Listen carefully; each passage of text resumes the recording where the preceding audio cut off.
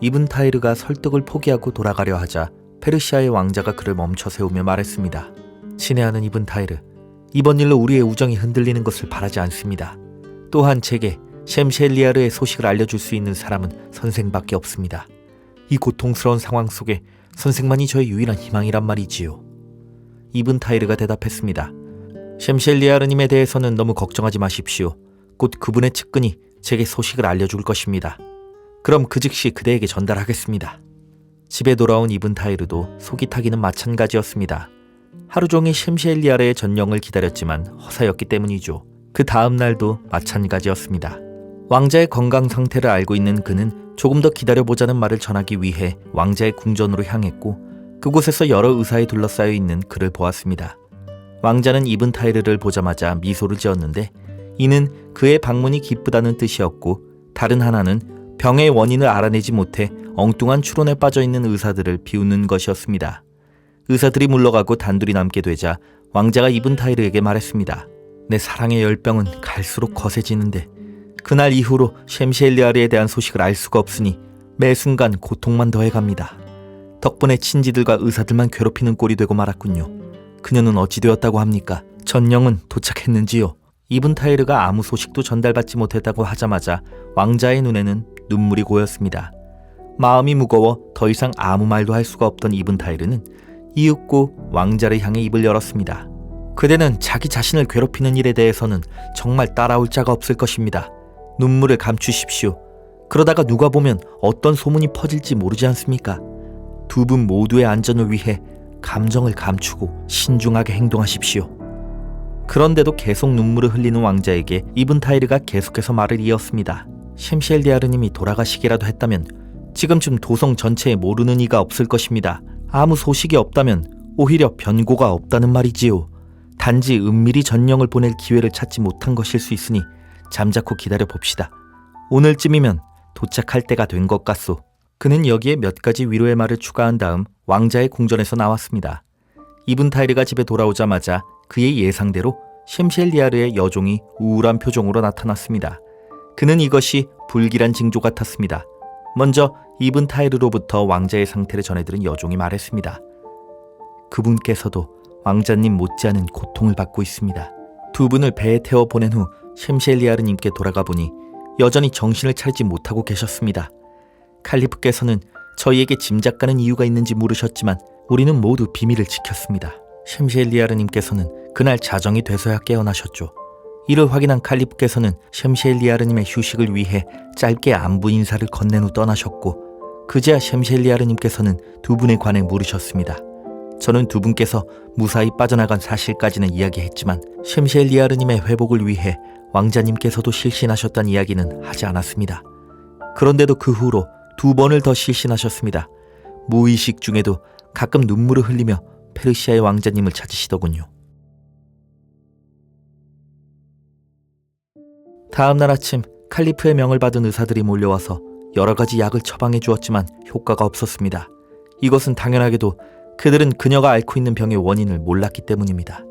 그래도 하루를 더 안정을 취한 것이 효과가 있었는지 이전보다 조금을 기운을 차린 셴시엘리아르님이 제게 왕자님의 소식을 알아오라 요청하셨습니다.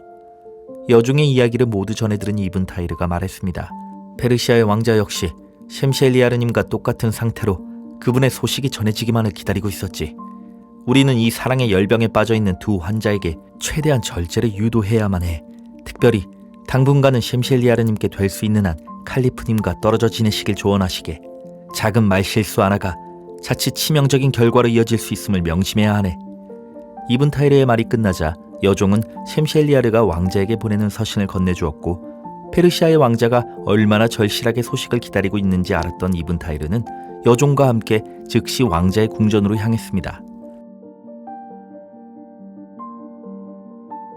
페르시아의 왕자는 아침에 왔던 이븐 타이르가 여종과 함께 다시 찾아오자 셴시엘리아르의 전령임을 눈치챘습니다. 이븐 타이르로부터 상세히 모든 이야기를 전해들은 왕자의 표정에서 두려움과 질투, 사랑과 연민 등 여러 가지 감정이 교차했습니다. 이어서 편지를 건네받은 왕자는 편지에 여러 번 키스한 후에 열어 읽기 시작했습니다. 편지의 내용은 다음과 같았습니다. 셴시엘리아르가 페르시아의 왕자에게 보내는 편지. 제가 당신을 본 이후로 지금까지 제정신으로 깨어있는 시간이 적었기 때문에 이 편지를 전달할 여종이 저보다 더 정확한 자초지종을 설명해 주었을 거로 생각합니다. 당신을 볼 수 없는 저는 이 편지를 쓰는 순간이나마 당신과 직접 대화한다고 스스로를 속이며 작은 기쁨이라도 느껴보려 노력하는 중입니다. 인내야말로 만병의 치료제라고 하지만 제게는 고통을 가중할 뿐이네요. 비록 당신의 모습이 내 마음 깊은 곳에 새겨져 있지만 내 두 눈으로 그 모습을 다시 보고 싶다는 생각을 멈출 수가 없군요. 그 행복을 빼앗긴 저는 모든 빛을 잃어버린 사람이 되었습니다. 우리의 시선이 마주쳤던 순간 당신의 부드러운 눈빛이 제게 충분한 확신을 주었습니다. 우리의 욕망이 무적의 장애물에 의해 좌절되지 않았다면 얼마나 행복했을까요? 차라리 당신의 사랑을 확신할 수 없었다면 저는 이 고통을 이겨낼 수 없었을 거예요. 그러니 편지로나마 저를 사랑한다고 말해주세요. 당신의 편지를 조심스럽게 보관하며 하루에 1000번씩 읽을 것입니다. 그렇게나마 이 고통과 조급함을 견뎌낼 것입니다. 신께서 우리가 두려움 없이 서로를 사랑한다고 말할 기회를 주시길 바랍니다. 끝으로 우리를 위해 애써주는 이븐타이르에게 경의와 감사의 마음을 전합니다. 페르시아의 왕자는 그 편지를 한 번 읽는 것에 만족하지 않았습니다. 그는 행여나 너무 빨리 읽는 바람에 한자라도 놓치지 않았는지 또 확인하며 읽었습니다. 그러는 동안 왕자는 때때로 깊은 한숨을 내쉬고 때로는 눈물을 흘리거나 때로는 기쁨의 미소를 지었습니다. 페르시아의 왕자는 한숨을 내쉬며 이 사랑스러운 편지에 어떤 말을 담아 답장해야 할지 모르겠다고 말하고는 한참 고민하더니 이내 근처에 있는 작은 책상에서 종이와 펜, 잉크를 꺼냈습니다.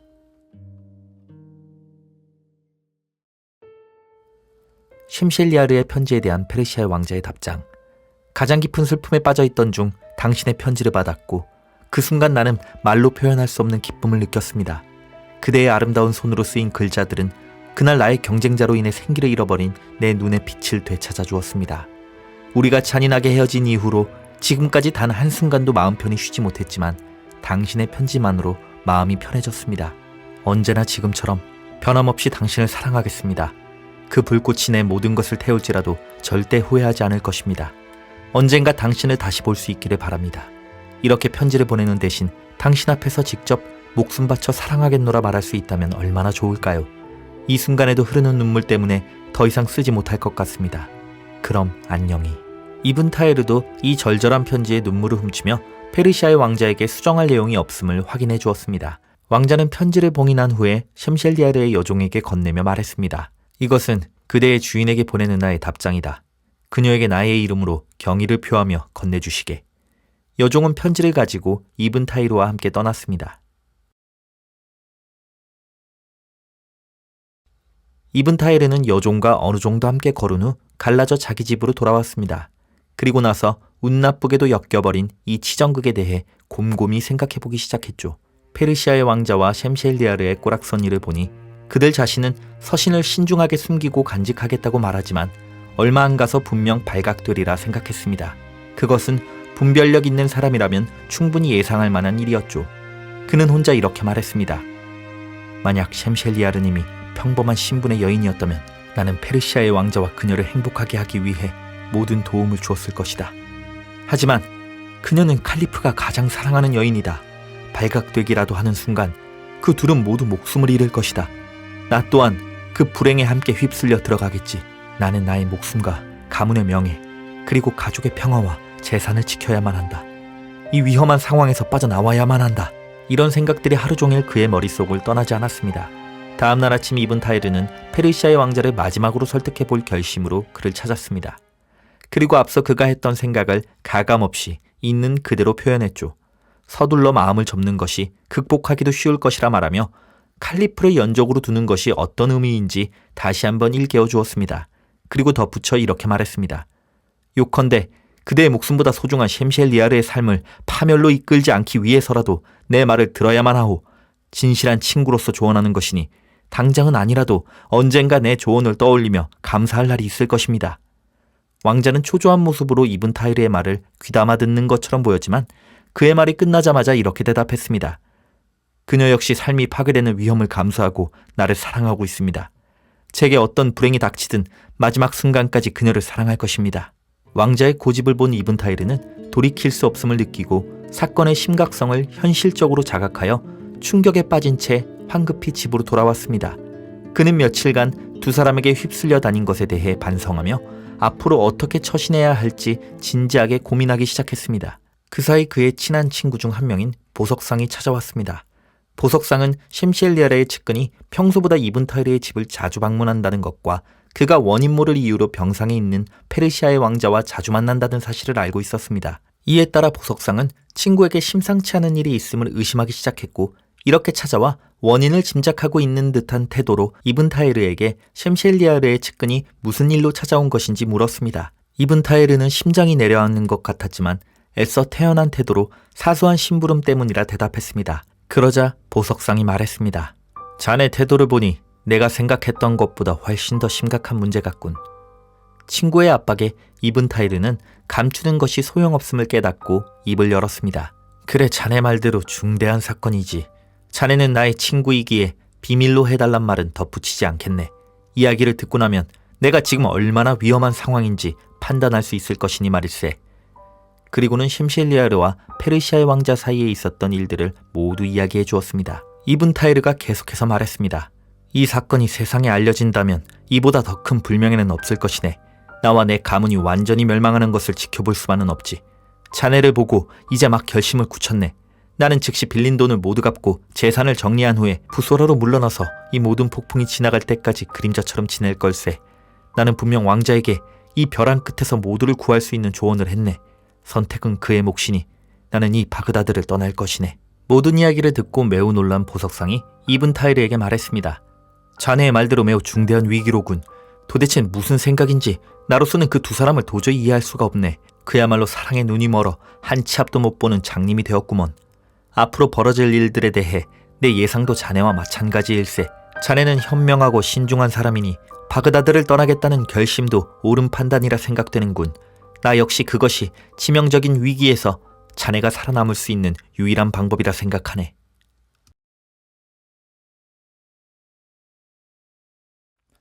보석성이 돌아가기 전 이븐 타이르는 우정으로서 그의 비밀을 지켜달라 부탁했습니다.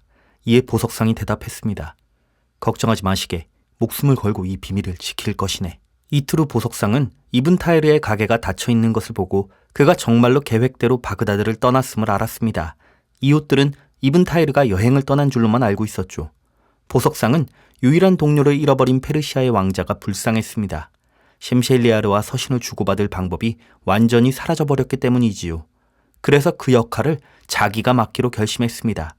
페르시아의 왕자와는 몇 개의 보석을 팔았을 뿐 별다른 인연이 없었지만 무작정 그의 궁전으로 향했습니다. 중요한 사업 제안이 있다며 갑자기 방문한 보석상에 왕자가 무슨 일인지 묻자 보석상이 대답했습니다. 비록 지금까지 왕자님과 친해질 영광은 없었지만 순전히 선의로서 왕자님과 관련된 소식을 전하러 왔습니다. 저는 이븐 타이르의 친구입니다. 몇 가지 사업을 함께하며 서로 숨기는 게 없을 정도로 가까운 사람이지요.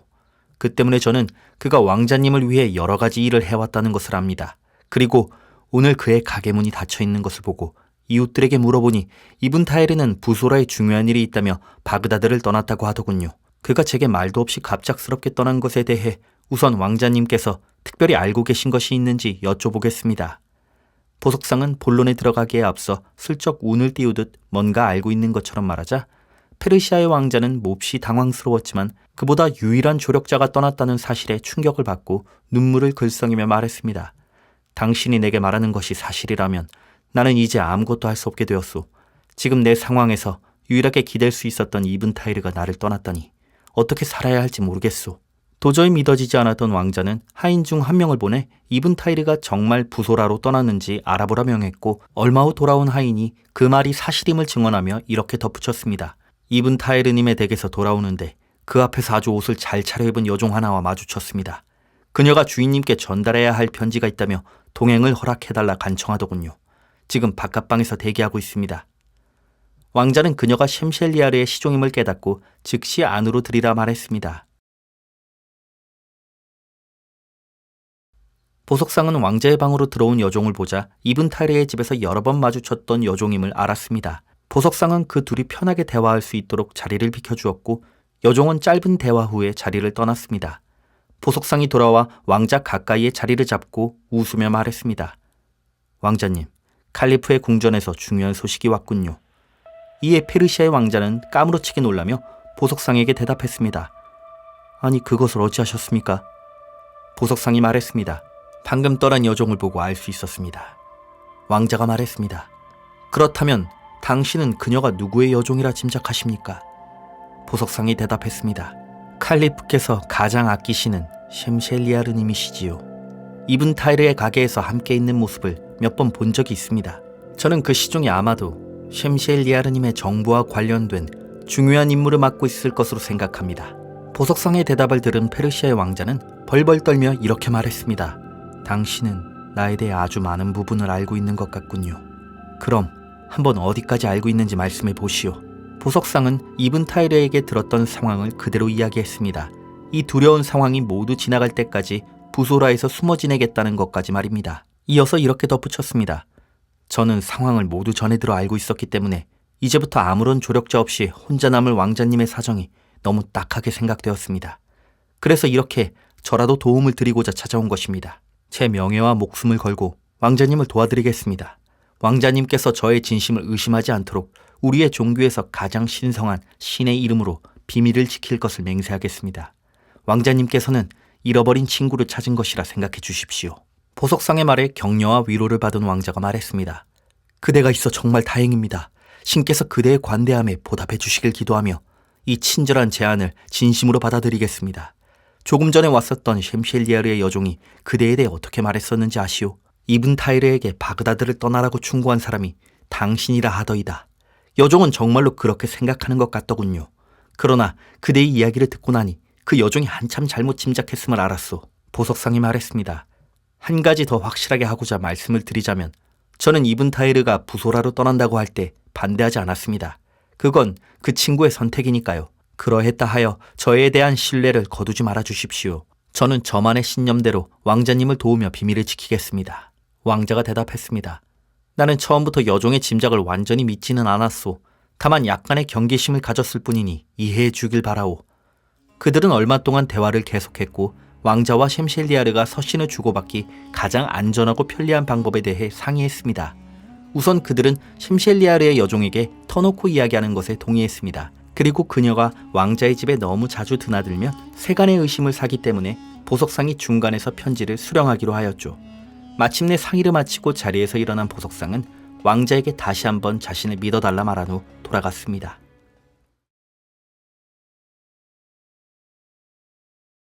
집에 돌아오던 길에 보석상은 누군가 길에 떨어뜨린 것 같은 편지 하나를 발견했습니다. 설마 하면서 봉인을 뜯어보니 이렇게 쓰여 있었습니다. 셴셸리아르가 페르시아의 왕자에게 보내는 편지. 조금 전 제 여종에게 들었어요. 이븐 타이르가 떠났다니 믿을 수가 없군요. 왕자님께도 저에게도 너무 안 좋은 소식입니다. 이 일로 인해 왕자님의 건강이 상할까 염려되는군요. 비록 그는 떠났지만 우리 흔들리지 말고 더욱 사랑하도록 해요. 분명 하늘이 우리를 도울 것이니 많은 고통이 있지만 마침내 행복할 우리를 기대하며 희망 잃지 말아요. 그럼 다시 만나는 그날까지 안녕히. 보석상이 페르시아의 왕자와 이야기하는 동안 여종은 궁전으로 돌아와 셴셸리아르에게 이븐 타이르가 떠났다는 소식을 전했고 셴셸리아르는 즉시 편지를 써서 여종에게 전달하게 했지만 그만 길바닥에 떨어뜨렸던 것입니다. 편지를 주운 보석상은 여종이 자신에 대해 품고 있는 오해를 풀 기회가 생긴 것 같아 매우 기뻤습니다. 그가 편지를 읽고 주위를 둘러보니 여종이 초조한 기색으로 편지를 찾고 있었습니다. 보석상은 재빨리 편지를 품속에 넣었지만 여종은 그를 보고 달려와 말했습니다. 선생님, 조금 전 그 편지는 제가 떨어뜨린 거예요. 제발 저에게 돌려주세요. 아주 중요한 편지랍니다. 하지만 보석상은 여종의 말을 듣지 못한 척하며 집까지 계속 걸어갔습니다. 하지만 여종이 따라올 수 있도록 문을 열어두었고 여종은 그의 집안까지 들어와 말했습니다. 선생님, 그 편지는 선생님께 아무 쓸모없는 것이에요. 그걸 누가 썼고 누구에게 보내는 것인지 아신다면 당장 제게 돌려주셨을 거예요. 보석상은 여종을 의자에 앉힌 후 말했습니다. 이 편지는 셴셸리아르님께서 페르시아의 왕자님께 보내는 것이 아니냐. 보석상의 예상치 못한 질문에 여종은 하얗게 질렸습니다. 이를 본 보석상이 다시 입을 열었습니다. 내 질문이 당황스러운가 보군. 하지만 자네를 곤란하게 하려고 하는 건 아니니 걱정하지 말게. 이 편지를 줍자마자 자네에게 돌려줄 수 있었지만 나에 대한 오해를 풀기 위해 여기까지 오게 했네. 자네가 페르시아의 왕자에게 이븐 타이르를 떠나게 한 것이 나라고 말하지 않았나. 하지만 난 오히려 그가 떠나 곤란하게 된 페르시아의 왕자가 안타까워 자진해서 그를 찾아가 이븐 타이르를 대신해 돕겠다고 말했고, 왕자님은 이를 허락하셨네. 자네도 나를 신뢰한다면 셴셸리아르님에게 이 말을 전해주게. 이 일에 위험한 음모가 있다고 해도 서로 사랑하는 두 사람을 위해서라면 기꺼이 목숨을 바치겠다고. 보석상의 이야기를 들은 여종은 그를 오해한 것에 대해 용서를 빌며 이렇게 말했습니다. 셴셸리아르님과 왕자님 곁에 선생님 같은 사람이 있어서 정말 다행입니다. 제가 돌아가서 셴셸리아르님께 선생님에 대해 잘 말씀드릴게요. 여종의 말을 들은 보석상은 편지를 돌려주며 말했습니다. 이 편지를 빨리 왕자님께 전하고 답장을 받아오시게. 또 우리 사이에 오해가 풀린 것을 왕자님께 알려주고. 여종은 편지를 왕자에게 전해주었고 왕자의 답장을 받아 셴셸리아르의 궁전으로 돌아갔습니다. 다음 날 밝은 표정을 지으며 나타난 여종에게 보석상이 말했습니다. 자네의 표정을 보니 셴셸리아르님께서 날 신뢰하기로 하신 것 같군. 여종이 대답했습니다. 네, 맞아요. 어제 셴셸리아르님께 편지를 드리니 눈물을 글썽이며 읽으셨어요. 저는 슬픔에 빠진 셴셸리아르님께 이븐 타이르님 대신 도움을 주겠다는 사람을 찾았다고 말씀드렸죠. 선생님이 어떻게 왕자님을 돕게 되었는지 모두 설명해드렸고, 이에 덧붙여 선생님께서는 반드시 비밀을 지킬 것이며 두 분의 사랑을 도울 것이라고도 말씀드렸어요. 셴셸리아르님께서는 아무 상관도 없으신 분이 이렇게까지 도와주겠다고 하시니 참 고마운 분이라며 직접 뵙고 감사 인사를 전하고 싶으니 선생님을 모셔오라 하셨어요. 그러니 저와 함께 궁전으로 가주셔야겠어요. 이에 보석상은 매우 당황하며 말했습니다. 셴셸리아르님의 마음은 감사하지만 내가 궁전에 가는 것은 어려울 것 같네. 이븐 타이르야 워낙에 칼리프의 신임을 받던 사람이었고 이를 장교들도 알고 있으니 셴셸리아르님의 궁전을 자유롭게 드나드는 것이 가능했지만 내가 어찌 감히 거기를 함부로 드나들 수가 있겠는가. 여종은 불안해하는 보석상을 안심시키며 말했습니다. 셴셸리아르님이 다 생각이 있으실 거예요. 선생님처럼 중요한 분이 위험에 빠진다면 가장 먼저 큰일 날 사람은 셴셸리아르님과 저, 바로 우리들이라고요. 그러니 걱정하지 말고 저만 믿고 따라오세요. 그럴듯한 여종의 말에 보석상은 따라 일어섰지만 두려움에 온몸이 부들부들 떨렸습니다. 그 모습을 본 여종이 말했습니다. 도저히 그 상태로는 갈 수 없겠어요. 제가 셴셸리아르님께 말씀드릴 테니 선생님은 그냥 집에 계세요. 분명히 직접 오실 테니 외출하지 말고 기다려주세요. 여종으로부터 보석상이 궁전에 방문하길 두려워하고 있다는 말을 전해들은 셴셸리아르가 직접 그의 집을 찾아왔습니다. 이에 보석상은 깊은 존경을 표하며 셴셸리아르를 맞이했습니다. 그녀는 얼굴에 가린 천을 벗었고 눈부시게 아름다운 그녀의 얼굴이 드러나자 보석상은 왜 왕자가 감히 칼리프의 여인을 마음에 두었는지 이해할 수 있었습니다. 그녀는 보석상에게 기품 있게 인사한 후 말했습니다. 선생께서 이븐 타이르를 잃고 절망에 빠진 우리를 본인 일처럼 도와주기로 했다는 말을 듣고 직접 인사를 드리고 싶었습니다. 당신을 보내준 하늘에 감사드릴 뿐입니다.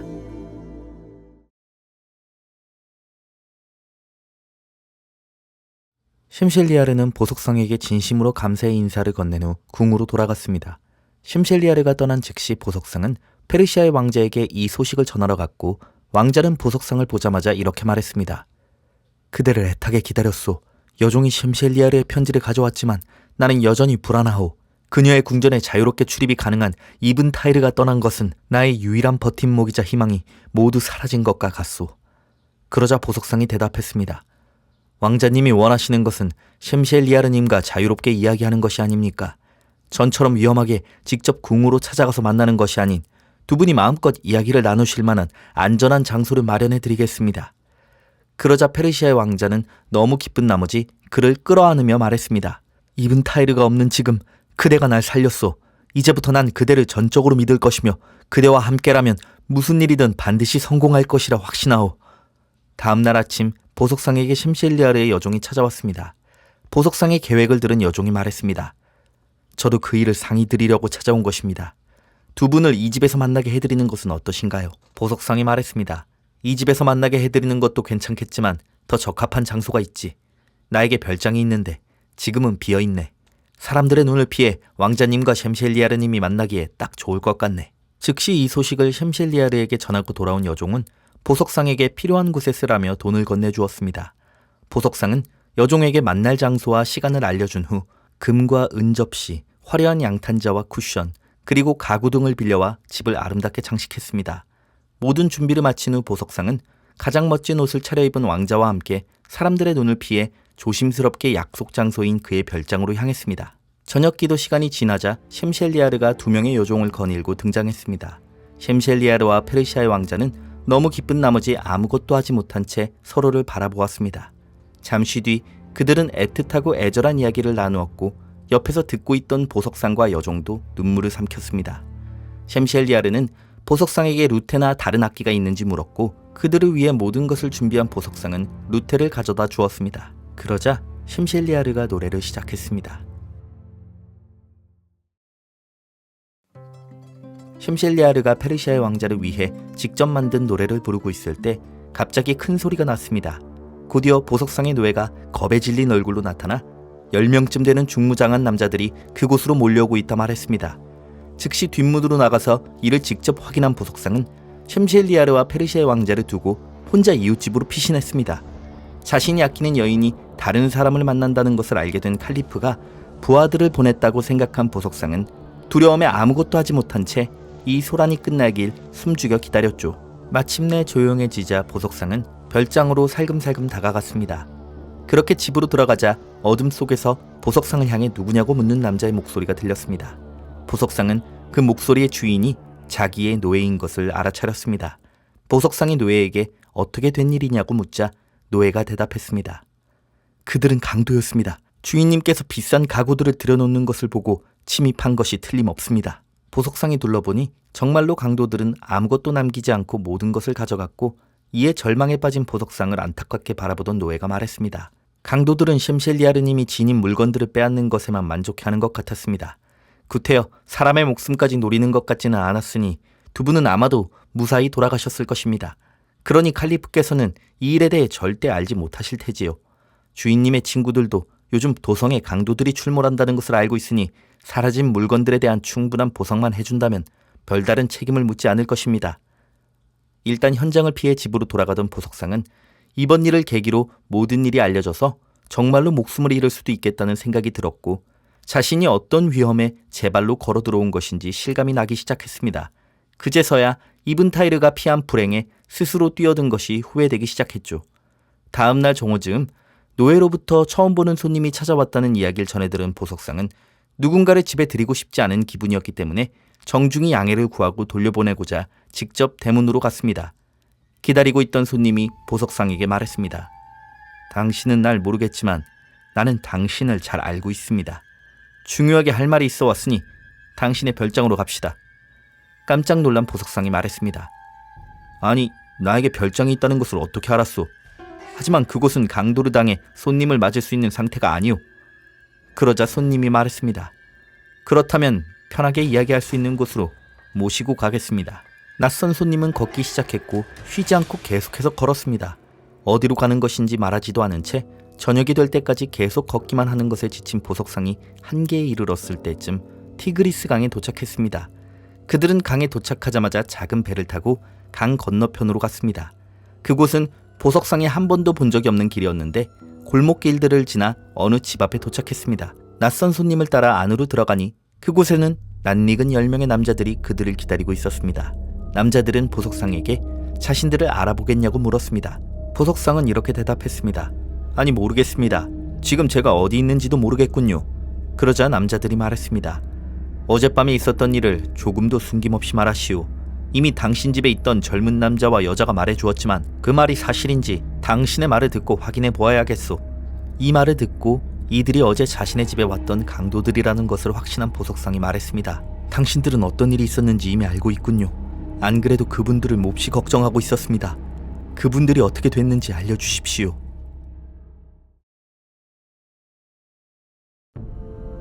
강도 중 한 명이 보석상에게 말했습니다. 그분들은 안전하게 잘 있으니 걱정하지 마시오. 지금 각기 다른 옷장에 들어가 있지. 일단 지금까지는 그렇지만 그들의 말이 사실인지 당신의 증언에 따라 이후에는 어떻게 될지 모르오.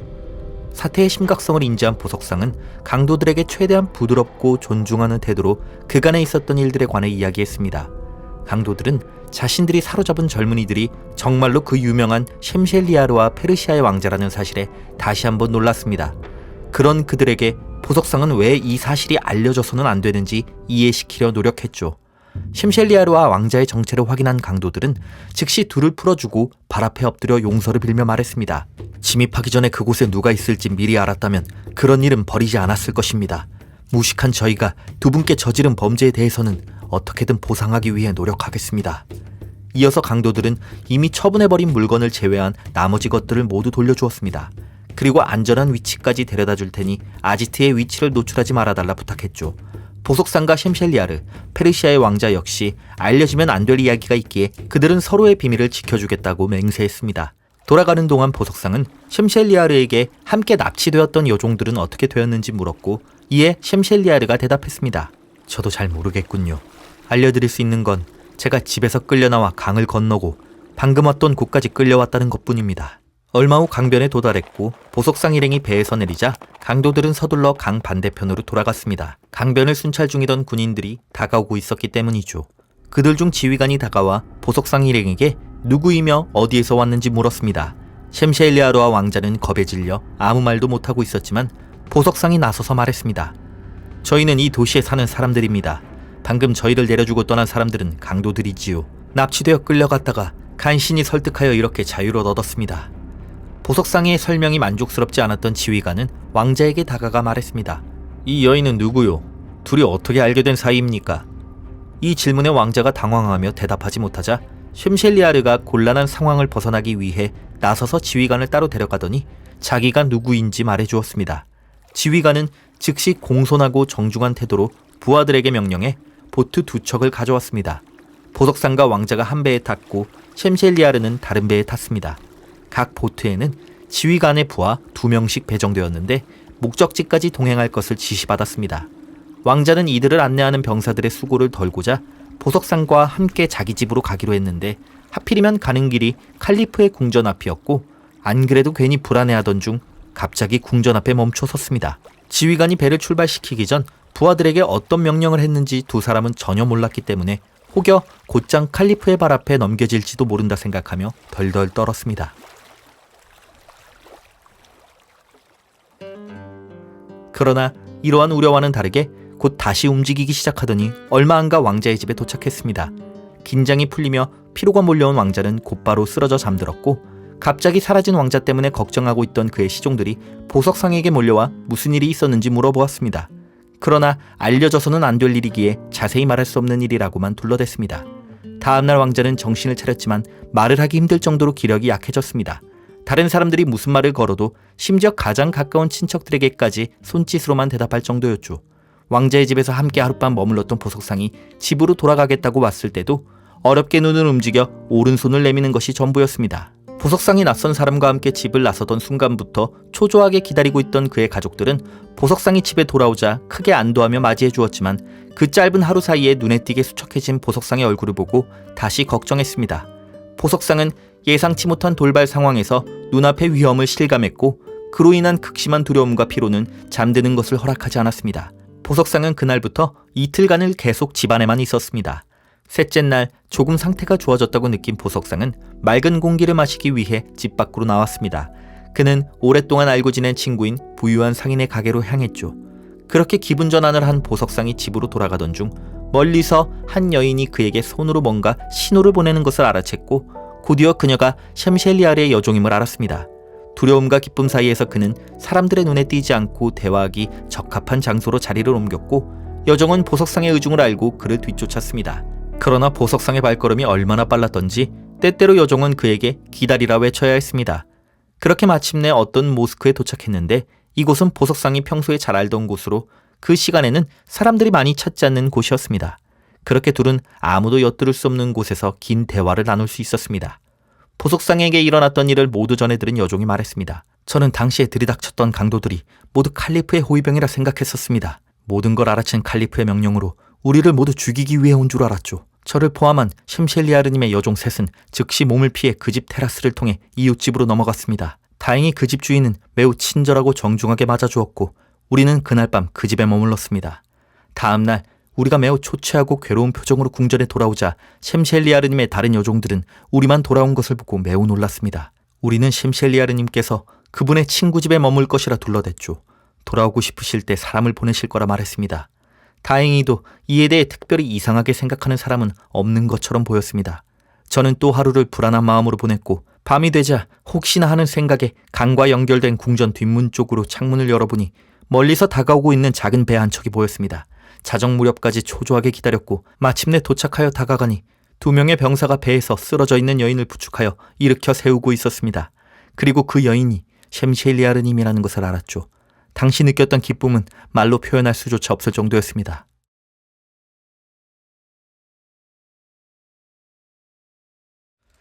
저의 부축을 받아 방으로 돌아온 셴실리아르님은 이 일로 겪었던 공포와 피로가 한 번에 찾아왔는지 알아놓으셨습니다. 상태가 너무나 심각해서 시종들 모두가 절망했죠. 하지만 모두가 극진히 간호한 덕분에 그분께 와인이 도움이 된다는 사실을 알아냈습니다. 그마저 듣지 않았다면 회복에 대한 희망을 포기해야 할 정도였죠. 그렇게 셴실리아르님이 겨우 음식을 넘기고 나서야 저는 그날 어떻게 강도들의 손에서 탈출했는지 물어보았습니다. 그러자 그분께서는 깊은 한숨을 내쉬며 이렇게 말했습니다. 왜 나의 슬픔을 다시 일깨우려는 것이냐. 차라리 신께서 도둑들로 하여금 내 목숨을 빼앗게 내버려 두셨더라면 이 불행이 끝났을 터인데 살아서 더 큰 고통을 받고 있구나. 이에 저는 이렇게 대답했습니다. 셴실리아르님, 부디 제 청을 거절하지 말아 주십시오. 때로는 비참한 고통을 이야기하며 함께 나누는 것이 위안이 될 수가 있습니다. 그러자 셴실리아르님이 말했습니다. 그럼 한번 들어보거라. 나처럼 사랑에 깊이 빠진 사람에게 일어날 수 있는 가장 고통스러운 모험이 어떠했는지. 강도들이 칼을 들고 들어왔을 때 나는 그것이 우리 삶의 마지막 순간이라 생각했다. 그러나 왕자님과 함께 죽는 것도 괜찮겠다 생각했지. 하지만 예상과 달리 강도들은 우리가 움직이지 못하게 할 뿐 물건들을 챙기느라 바쁘더구나. 그렇게 챙긴 짐들과 함께 우리를 데리고 어디론가 가던 중 강도 중 한 명이 내 신분을 묻기에 무희라고 대답했다. 그들은 왕자님께도 같은 질문을 했고 그분은 그냥 시민이라 대답했지. 일단은 그렇게 넘어가는 듯 했지만 그들은 내 드레스와 장신구들을 유심히 보고 이렇게 말했네. 춤추는 사람들은 당신처럼 옷을 입지 않소. 진실하게 대답하시오. 당신 정체가 뭐요? 그래도 내가 대답하지 않자 왕자님께 다시 물었고 왕자님은 우리가 있던 집은 보석상의 집이었으며 우리는 잠시 손님으로 방문했을 뿐이라 말하자 강도 중 한 명이 보석상을 알고 있다 하더군. 그래서 강도들은 보석상을 데려와 우리의 진짜 신분을 확인한 뒤에 풀어주겠다고 했지. 강도들의 말대로 다음날 아침 나타난 보석상이 우리의 진짜 신분을 말하자 겁에 질린 강도들은 우리에게 엎드려 용서를 구하고 풀어주었네. 왕자님과 보석상은 함께 돌아갔고 나는 길에서 만난 병사들의 호의를 받아 이곳으로 돌아왔네. 왕자님께서는 무사히 돌아가셨을 거로 생각하지만 우리 때문에 막대한 손실을 본 보석상에게는 보상을 해 주어야만 하네. 그러니 내일 아침 금화 2,000개를 챙겨서 내 이름으로 건네주게. 그러면서 왕자님의 안부도 물어보고 말이야. 셴실리아르님의 이야기가 끝나자마자 저는 이 일을 계기로 이 위험한 열정을 그만두시길 설득했지만 그분께서는 제게 더 이상 아무 말도 하지 말고 시키는 일이나 하라고 하시더군요. 이야기를 마친 여종이 보석상에게 말했습니다. 셴실리아르님께 저는 더 이상 어떤 설득도 할 수 없었고 그저 명령을 따르고자 당신의 집으로 향했습니다. 그러나 부재 중이시기에 왕자님의 안부라도 묻고자 길을 돌아가던 중 다행히도 선생과 마주친 것입니다. 당신께 전달해드릴 금화는 너무 큰 액수라 감히 들고 다닐 엄두가 나질 않아서 믿을 만한 친구에게 맡겨두었습니다. 여기서 기다려주신다면 즉시 가서 그것들을 가져오겠습니다. 잠시 후 다시 모스크의 보석상에게로 돌아온 여종은 금화 주머니를 건네주며 강도들에게 빼앗긴 물건의 주인들에게 배상하라 말했습니다. 보석상은 셴실리아르에게 감사의 인사를 전했고 셴실리아르와 페르시아의 왕자로부터 무언가를 전달해야 하거나 새로운 소식이 있다면 그때마다 보석상의 집에서 만나기로 약속한 뒤 헤어졌습니다. 보석상은 친구들에게 배상하고도 남을 돈과 함께 자신이 돕고 있는 두 사람의 비밀이 다행스럽게도 누구에게도 새어나가지 않았다는 사실에 기뻐하며 집으로 돌아왔습니다. 다음 날 저녁 보석상은 페르시아의 왕자를 찾아갔습니다. 왕자의 집안 사람들이 보석상에게 왕자가 그와 헤어진 이후 목숨이 위험해 보일 정도로 건강이 악화되었다며 때마침 잘 와주었다고 말했습니다. 그들의 말처럼 왕자는 곧 숨이 끊어질 듯 쇠약한 모습으로 누워있었고 보석상이 왔다는 말에 겨우 눈을 뜨고는 힘없는 목소리로 와주어서 고맙다고 말하며 보석상의 손을 잡았습니다. 보석상이 대답했습니다. 왕자님께서는 제게 어떤 것도 빚진 것이 없습니다. 다만 선의로 두 분을 도왔던 일이 잘 되어서 두 분이 행복했으면 좋았겠지만 예상치 못한 일에 휘말려 고생만 하시는 바람에 안 좋은 영향을 끼친 것 같아 속상할 뿐입니다. 왕자는 보석상의 설득으로 겨우 음식을 넘긴 후 이렇게 말했습니다. 내 불행은 접어두고 나 때문에 그대가 얼마나 손실을 보았을지 걱정하고 있었소. 그에 대해서는 꼭 보상하겠소. 그리고 혹시 그날 이후 셴셸리아르의 소식에 대해서는 들은 바가 있으시오. 이에 보석상이 여종에게서 들은 이야기를 모두 왕자에게 전달했습니다. 왕자는 한숨과 눈물로 대답할 뿐이었죠. 그러고는 하인들을 부르더니 강도들에게 빼앗긴 것들만큼 귀한 가구와 접시들을 보석상의 집으로 배달하라 명령했습니다. 보석상은 정중히 거절하며 이미 셴셸리아르로부터 충분하고도 남을 만큼 보상을 받았다 말했지만 왕자가 한치도 물러서지 않았기 때문에 그 선물들을 받을 수밖에 없었습니다.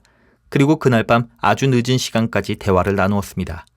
다음날 해가 뜨자마자 보석상은 왕자의 집을 떠나 집으로 돌아왔습니다. 혹시나 셴셸리아르의 여종이 무슨 소식을 들고 찾아왔을지 몰랐기 때문이었습니다. 과연 집에 온 지 몇 시간 후 그의 예상대로 여종이 찾아왔는데 그녀는 몹시 슬픈 표정이었습니다. 여종이 말했습니다. 우려하던 일이 터지고 말았습니다. 강도들이 들이닥쳤던 날 저와 함께 있던 여종 2명이 제가 잠시 자리를 비운 사이 무슨 잘못을 저질러서 셴셸리아르님으로부터 꾸중을 들었나 봅니다.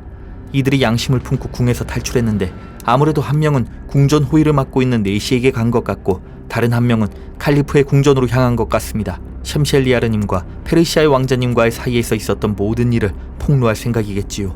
안 그래도 제가 선생께 이 일을 알리기 위해 궁을 빠져나오는 길에 셴셸리아르님의 궁으로 향하는 칼리프의 내시들 20명을 보았습니다. 무슨 일이 벌어지고 있는지 정확히는 알 수 없지만 절대로 좋은 상황은 아닌 듯합니다. 이제 일이 어떻게 흘러갈지 모르겠지만 무슨 일이 생기더라도 선생께서는 끝까지 비밀을 지켜주시길 부탁드립니다.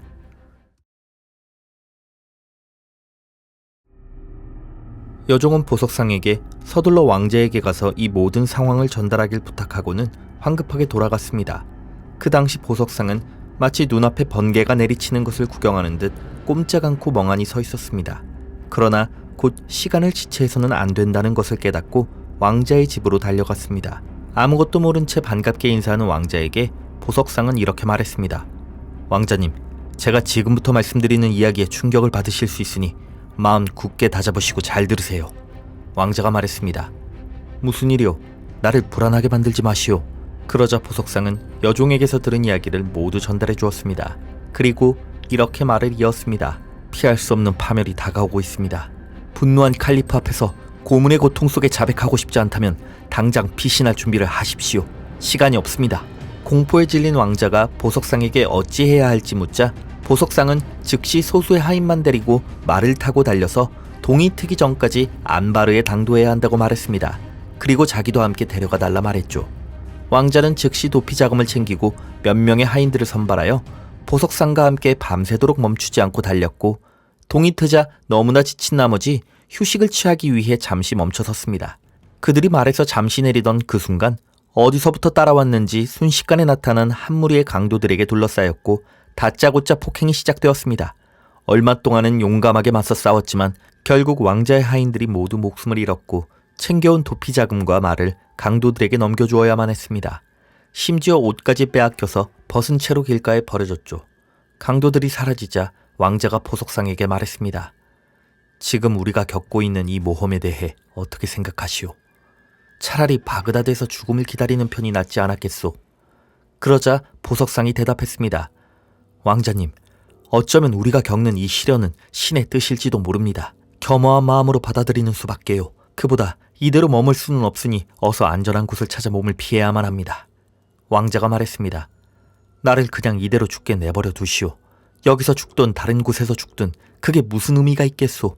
우리가 여기까지 오는 사이 셴셸리아르는 이미 처형당했을지 모르오. 이제 살아서는 그녀를 만날 수 없게 된 것 같으니 나는 더 이상 살기 위해 발버둥칠 이유가 없소.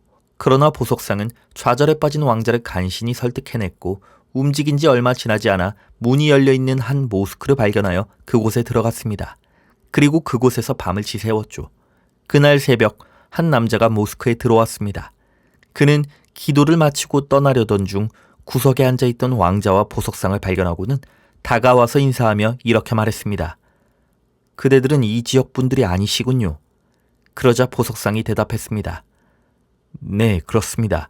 바그다드에서 오는 길에 그만 강도를 당해서 이렇게 겨우 목숨만 건진 채 피난처를 찾아 이곳까지 오게 되었습니다. 누구에게 도움을 청해야 할지도 모르겠군요. 그러자 낯선 남자가 대답했습니다. 여기 이렇게 계시는 것보다 저희 집으로 함께 가시는 것이 좋을 듯 하군요. 제가 할 수 있는 만큼 도와드리겠습니다. 이 친절한 제안에 보석상은 왕자에게 돌아서서 이렇게 속삭였습니다. 아시다시피 이 남자는 우리를 전혀 알지 못합니다. 칼리프의 추격대가 나타나기 이전에 그를 따라가는 것이 좋을 듯 하군요. 그러자 왕자가 대답했습니다. 마음대로 하시오. 나는 그대가 하자는 대로 하겠소.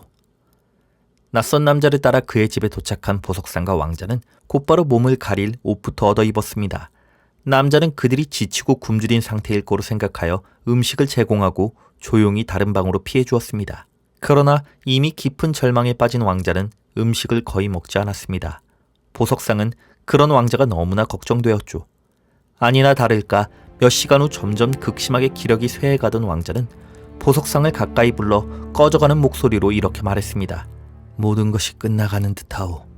그대가 내 유언의 증인이 되어주어 기쁠 따름이오. 이렇게 죽음을 맞이하는 것이 차라리 잘 되었다 생각되오. 이유는 말할 필요도 없이 그대가 잘 알고 있을 것이오. 다만 한 가지 마음에 걸리는 것은 어머니 품에서 죽지 못하는 것이오. 여건이 되는 대로 내 죽음을 그분께 알려서 유해를 바그다드로 옮길 수 있도록 도와주시오. 돌아오지 않을 아들을 영원히 기다리기보다 떠난 자식의 무덤 앞에서 눈물 흘릴 기회라도 드리는 것이 낫지 않겠소. 왕자는 여기까지 말하고는 곧 숨을 거두었습니다.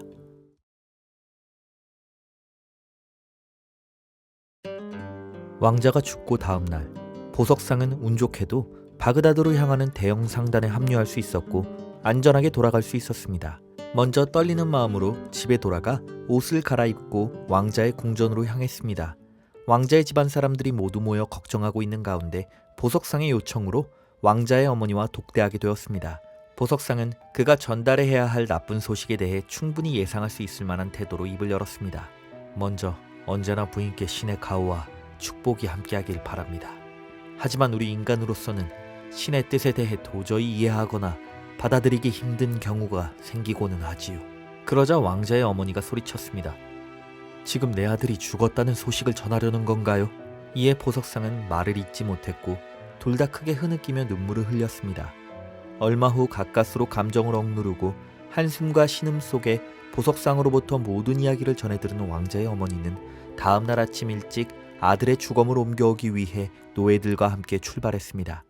보석상이 우울한 발걸음으로 집으로 돌아가던 중 한 여인이 길목에 서 있는 것을 보았습니다.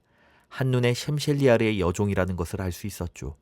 그녀를 본 순간 다시 눈물이 흐르기 시작했지만 그는 아무 말도 하지 않고 집으로 들어갔고 여종도 조용히 따라 들어갔습니다. 보석상의 이야기를 전해들은 여종이 말했습니다. 그 멋진 왕자님이 세상을 떠나고 말았군요. 아마도 셴셸리아르님을 따라가신 게 아닐까 생각합니다. 두 분이 어떤 곳에 계실지는 모르겠지만 그곳에서는 누구의 방해도 없이 사랑을 나눌 수 있길 바랍니다. 보석상은 깜짝 놀라서 이렇게 외쳤습니다. 셴셸리아르님이 돌아가셨다고? 그게 무슨 말인가? 자세히 말해주게. 이에 여종이 말했습니다. 우리의 예상대로 그 여종들은 칼리프님께 셴셸리아르님을 고발했고 셴셸리아르님은 칼리프님의 궁전으로 불려갔습니다. 당연히 칼리프님의 분노를 마주하게 될 거로 생각했지만 예상과 달리 칼리프께서는 셴셸리아르님을 불쌍히 여기셨습니다. 어떤 면에서는 그분이 자유롭게 도시를 돌아다닐 수 있도록 지나친 자유를 준 자신에게 책임이 있다고 하시며 덧붙여 이렇게 말씀하셨습니다. 나는 당신이 고통 속에 있는 것을 참을 수 없소. 내가 얼마나 당신을 사랑하는지 온 맘과 열정을 다해 보여주려 노력했음을 그대는 알아야 하오. 지금 이 순간도 어느 때보다 당신을 사랑하기 때문에 이 마음은 거둘 수 없소. 셴셸리아르 당신에게 앙심을 품은 여종들이 내게 그간의 일을 고하였지만 그 이야기들은 내게 그다지 인상적이지 않았소. 그 우울함을 떨쳐버리고 언제나처럼 오늘 밤도 나를 즐겁게 해주시오. 칼리프께서는 처음부터 끝까지 친절하고 따뜻한 태도로 셴셸리아르님을 다독이고는 돌려보내셨습니다. 셴셸리아르님은 예상과 다른 칼리프의 친절함에 감사함을 느꼈지만 그로 인해 칼리프에게 더 잘해야 한다는 생각이 들수록 의무감이 그녀를 짓눌렀고 이제는 정말 영원히 페르시아의 왕자를 멀리해야 함을 실감했습니다. 그리고 다음 날 저녁 칼리프께서 찾아오셨고 셴셸리아르님은 고통 속에서도 마음을 다잡고 그분의 관대함에 보답하기 위해 자리에 앉았지만 극심한 슬픔과 의무감을 이겨내지 못하고 그만 혼절해버렸습니다. 칼리프님을 포함한 우리는 모두 지난번처럼 셴셸리아르님이 그저 기절한 것이라 믿었지만 그분은 다시 눈을 뜨지 않으셨습니다. 셴셸리아르님은 그렇게 세상을 떠나고 말았죠. 저희는 지금 과거의 칼리프께서 셴셸리아르님을 위해 미리 만들어 놓으셨던 거대하고 웅장한 무덤에 장사 지낼 준비를 하고 있습니다. 그러나 선생으로부터 페르시아 왕자님의 최후를 전해들은 이상 두 분이 같은 무덤에 묻힐 수 있도록 노력해 보겠습니다. 여종으로부터 이야기를 전해들은 보석상이 심각한 표정으로 말했습니다.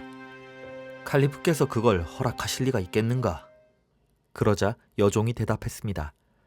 선생께서는 당연히 불가능하겠다고 생각하시겠지만 칼리프께서는 저를 포함한 셴셸리아르님의 모든 여종에게 자유와 함께 각자의 새로운 삶을 위한 지원금까지 내리셨습니다.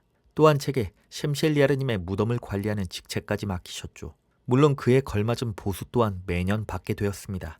앞서 보았던 칼리프님의 성정을 볼 때 셴셸리아르님을 위해서라도 이를 허락해 주실 것입니다. 여종의 확신에 찬 이야기를 전해들은 보석상이 말했습니다. 그보다 내게 좀 더 확실한 방법이 있네.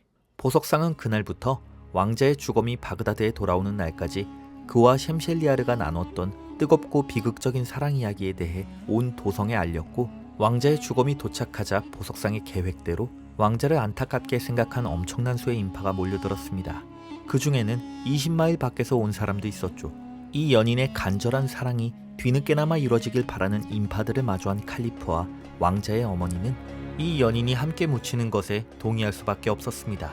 이후로 이 이야기는 널리 알려져 바그다드 안에서는 물론 외국인, 심지어 다른 종교의 사람까지 묘지에 찾아와 그들을 기억하고 있습니다.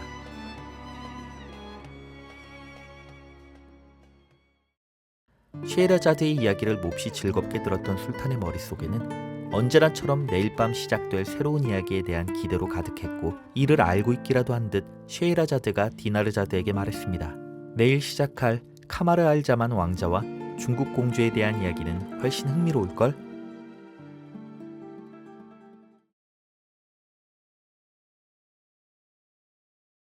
페르시아 해안에서 약 20일간 항해하여 닿을 수 있는 곳에 칼레단의 아이들이라고 불리는 섬들이 모여 있었습니다. 이 섬들은 4개의 큰 지역으로 나뉘는데 모두 번성한 도시를 형성하고 있었고 하나의 강력한 왕국으로 연합되어 있었습니다. 술탄의 이름은 샤 준마운이라고 하며 그는 4명의 정식 부인과 60명의 후궁을 거느렸습니다. 평화 속에 번영을 누리는 왕국의 통치자 샤 준마운은 자신이 세상에서 가장 행복한 군주라고 생각했습니다. 그러나 단 한 가지가 그의 완벽한 행복을 방해하고 있었죠. 그것은 바로 그의 나이가 이미 많았지만 아직 후사가 없다는 것이었습니다. 그토록 많은 아내가 있었음에도 말이죠. 후계자에게 왕국을 넘겨주지 못하고 세상을 떠날 수도 있다는 불안은 그를 몹시 불안하게 만들었습니다. 마침내 그는 더 이상 견디지 못하고 대제상을 불러 이 문제에 관해 이야기하며 해결할 방법이 있는지 물었습니다. 이에 현명한 대제상은 이렇게 대답했습니다. 만일 폐하께서 제게 원하시는 해답이 인간의 지혜로 풀 수 있는 일이었다면 진작에 조언을 드렸을 것입니다. 하지만 이런 경우에는 신께 간절히 기도드리는 수밖에 없지요. 폐하의 백성 중에는 금욕을 실천하며 신을 위한 삶을 사는 사람들이 있으니 그들에게 폐하를 위한 기도를 부탁해 보시는 것이 어떠십니까? 아마도 그들 중에는 정말로 신께서 기도를 들어주실 만큼 순수하고 신실한 사람이 있을 것입니다. 샤 준마운은 이 조언을 받아들여 즉시 자신의 영토 안에 있는 종교 공동체마다 커다란 액수의 보조금을 기부하며 후사를 위한 기도를 부탁했습니다. 그리고 9개월 만에 술탄은 그가 원하던 대로 하늘이 내렸다고 생각할 수밖에 없는 후사를 얻게 되었고, 신께 감사를 표하기 위해 모든 종교 공동체에 더 큰 액수의 기부는 물론 왕국 전역에서 일주일 내내 축제를 벌였습니다. 술탄은 갓 태어난 왕자의 용모가 너무나 아름다워서 그에게 쿠미르 알 준마운이라는 이름을 지어주었습니다. 시대의 달이라는 뜻이었죠. 왕자는 상상할 수 있는 모든 보살핌을 받으며 자랐습니다. 그리고 적절한 나이에 도달했을 즈음 경험 많고 유능한 스승들로부터 모든 영역의 지식을 배웠습니다. 술탄은 왕자에게서 이 모든 배움을 소화하는 것을 넘어선 재능과 착한 심성까지 발견했죠. 그가 15세가 되었을 때 술탄은 대제상을 불러 이렇게 말했습니다. 내 아들의 지식과 재능이 젊은 날에 유용하게 쓰이지 못해 사라져버릴까 두렵소. 나는 이미 나이가 많으니 술탄의 자리를 아들에게 넘겨주고 그 아이가 왕국을 어떻게 통치하는지 지켜보며 여생을 보낼까 하는데 그대는 어떻게 생각하오? 대제상은 술탄의 생각에 전혀 동의하지 않았습니다. 그는 즉시 술탄을 설득하기 위한 수많은 이유를 제시할 수도 있었지만 이와 반대로 묵묵히 술탄의 생각을 따르는 듯한 태도를 보이며 말을 꺼냈습니다. 폐하, 왕권의 무게를 견디기에는 왕자의 나이가 아직 어려 큰 부담이 될 것이옵니다. 그 전에 먼저 왕자를 결혼시키는 것이 어떠하시겠습니까? 결혼이라는 새로운 애착관계는 책임감을 불러일으킬 뿐더러 젊은 시절에 쉽게 유혹당할 수 있는 방탕함을 어느 정도 예방할 수 있습니다. 그 후에 왕자를 어전회의에 꾸준히 참석시켜서 폐하의 통치 기술을 배우게 한 뒤 왕위를 물려주시는 것이 가장 바람직하다 생각되옵니다. 술탄 샤 준마우는 대제상의 조언을 받아들였고 그가 자리에서 물러간 직후에 왕자를 소환했습니다. 평소 정해진 시간에만 아버지를 보는데 익숙했던 왕자는 이 소환에 약간 놀랐습니다. 그 때문에 왕자는 평소보다 더 조심스럽게 예를 갖춰 인사한 뒤 바닥에 시선을 고정하고 긴장한 채 서 있었습니다. 왕자의 이와 같은 생각을 알아차린 술탄이 매우 온화하게 말했습니다. 아들아, 내가 어떤 이유로 널 불렀는지 알고 있느냐? 이에 왕자는 매우 겸손한 자세로 대답했습니다. 오직 신께서 하실 거로 생각하옵니다. 폐하께서 하시는 모든 말씀을 기쁨으로 따를 것입니다. 술탄이 말했습니다. 나는 너를 결혼시키고자 하는데 이에 대해 너의 생각은 어떠하냐? 갑작스러운 결혼 이야기에 왕자는 크게 동요하여 어떻게 대답해야 할지 몰랐습니다. 술탄은 그런 왕자를 조용히 바라보며 기다려 주었고 곧 마음을 가다듬은 왕자가 입을 열었습니다. 폐하의 말씀에 너무 놀라서 즉각 대답하지 못한 것에 대해 용서해 주시길 바랍니다. 지금 제 나이에 그런 제안을 듣게 될 줄을 전혀 예상하지 못했기 때문입니다. 우선 폐하께 말씀드리고 싶은 것은 제가 그동안 책과 이야기들을 통해 전해 들었던 수많은 이야기 가운데 결혼 생활로 기인한 사건 사고들 그리고 행실이 나쁜 여인들에 대해 떠올려 본다면 과연 스스로 결혼하겠다는 결심이 설 수 있을지 모르겠습니다. 물론 제가 언제까지 이런 생각을 변함없이 가지고 있을지는 모르겠지만 제게 결혼에 대해 생각할 시간이 필요하옵니다. 왕자의 대답은 술탄을 몹시 괴롭게 만들었습니다. 완곡한 말 속에 결혼 생활에 대한 혐오를 발견했기 때문이었습니다. 그러나 술탄은 명령에 복종하지 않은 왕자를 처벌하거나 비난하지 않았고 아버지로서의 권위를 행사하려 하지도 않았습니다. 왕자가 원하던 대로 생각할 시간을 주기로 하였죠. 위대한 왕국을 통치할 운명인 왕자이기에 더욱 주의를 기울이며 그를 어전회의에 참석시키고 왕국을 운영하는 방법을 가르치는 데 집중했습니다. 그렇게 한 해가 지나가고 어느 날 술탄은 왕자를 회의장 한쪽으로 조용히 데려가서 말했습니다. 아들아, 결혼에 대해 그동안 충분히 생각해 보았느냐? 왕자의 반응은 이전보다 덜 당황한 것처럼 보였으며 대답이 나오기까지도 오래 걸리지 않았습니다. 왕자는 아주 완고한 태도로 말했습니다. 폐하, 저는 이 문제에 대해 무척이나 고민해 보았습니다만 결론은 성인이 된 이후에도 독신을 유지하기로 결심했습니다. 여자들이 세상에 일으킨 장난질들이 우리 역사에 수없이 기록되어 있습니다. 폐하께서 언젠가 제 생각이 바뀌길 바라고 기다리신다면 단언컨대 그런 일은 없을 것이옵니다. 술탄 샤 준마운을 제외한 모든 군주는 후계자의 이런 모습에 분노했을 것이고 어떤 방법을 써서라도 뉘우치게 했을 것입니다. 그러나 그는 강제적인 것보단 부드러운 방법을 선호했습니다. 왕자가 물러간 후 술탄은 대제상을 불러 이와 같은 고민을 털어놓았습니다. 이보시오 대제상, 나는 그대의 조언을 따랐소. 하지만 내 아들은 나의 뜻을 따르지 않고 계획은 예상치 못한 방향으로 흘러가 버렸소. 특히나 나의 제안을 거부하고 자유롭게 자기 결심을 이야기하던 순간에는 감정을 터뜨리지 않고 이성을 유지하기 위해 커다란 절제가 필요했을 정도였으니까 말이오. 간절히 원했던 아들인데 이렇게 나를 힘들게 할 줄 누가 알았겠소. 현명한 그대가 말해주시오. 내가 어떻게 해야 그 녀석이 결심을 거두고 내 제안을 받아들이겠소. 이에 대제상이 대답했습니다. 이런 경우 인내와 기다림만으로는 해결될 수 없을지 모르지만 그래도 폐하께서 왕자에게 1년의 시간을 주시는 편이 후회가 남지 않으실 거라 생각합니다. 1년 뒤에 왕자의 생각이 바뀌어서 결심을 꺾고 결혼하겠다고 한다면 폐하의 기다림은 따뜻한 부성애로 남을 것입니다. 만일 1년 뒤에도 왕자의 결혼에 대한 혐오가 계속된다면 어전 회의에서 왕국의 미래를 위해 꼭 필요하다는 이유와 함께 왕자의 결혼을 발표해 버리십시오. 그렇게 중대한 자리에 모두가 보는 앞에서 폐하의 제안에 대해 공개적인 거부 의사를 표할 수는 없을 것입니다.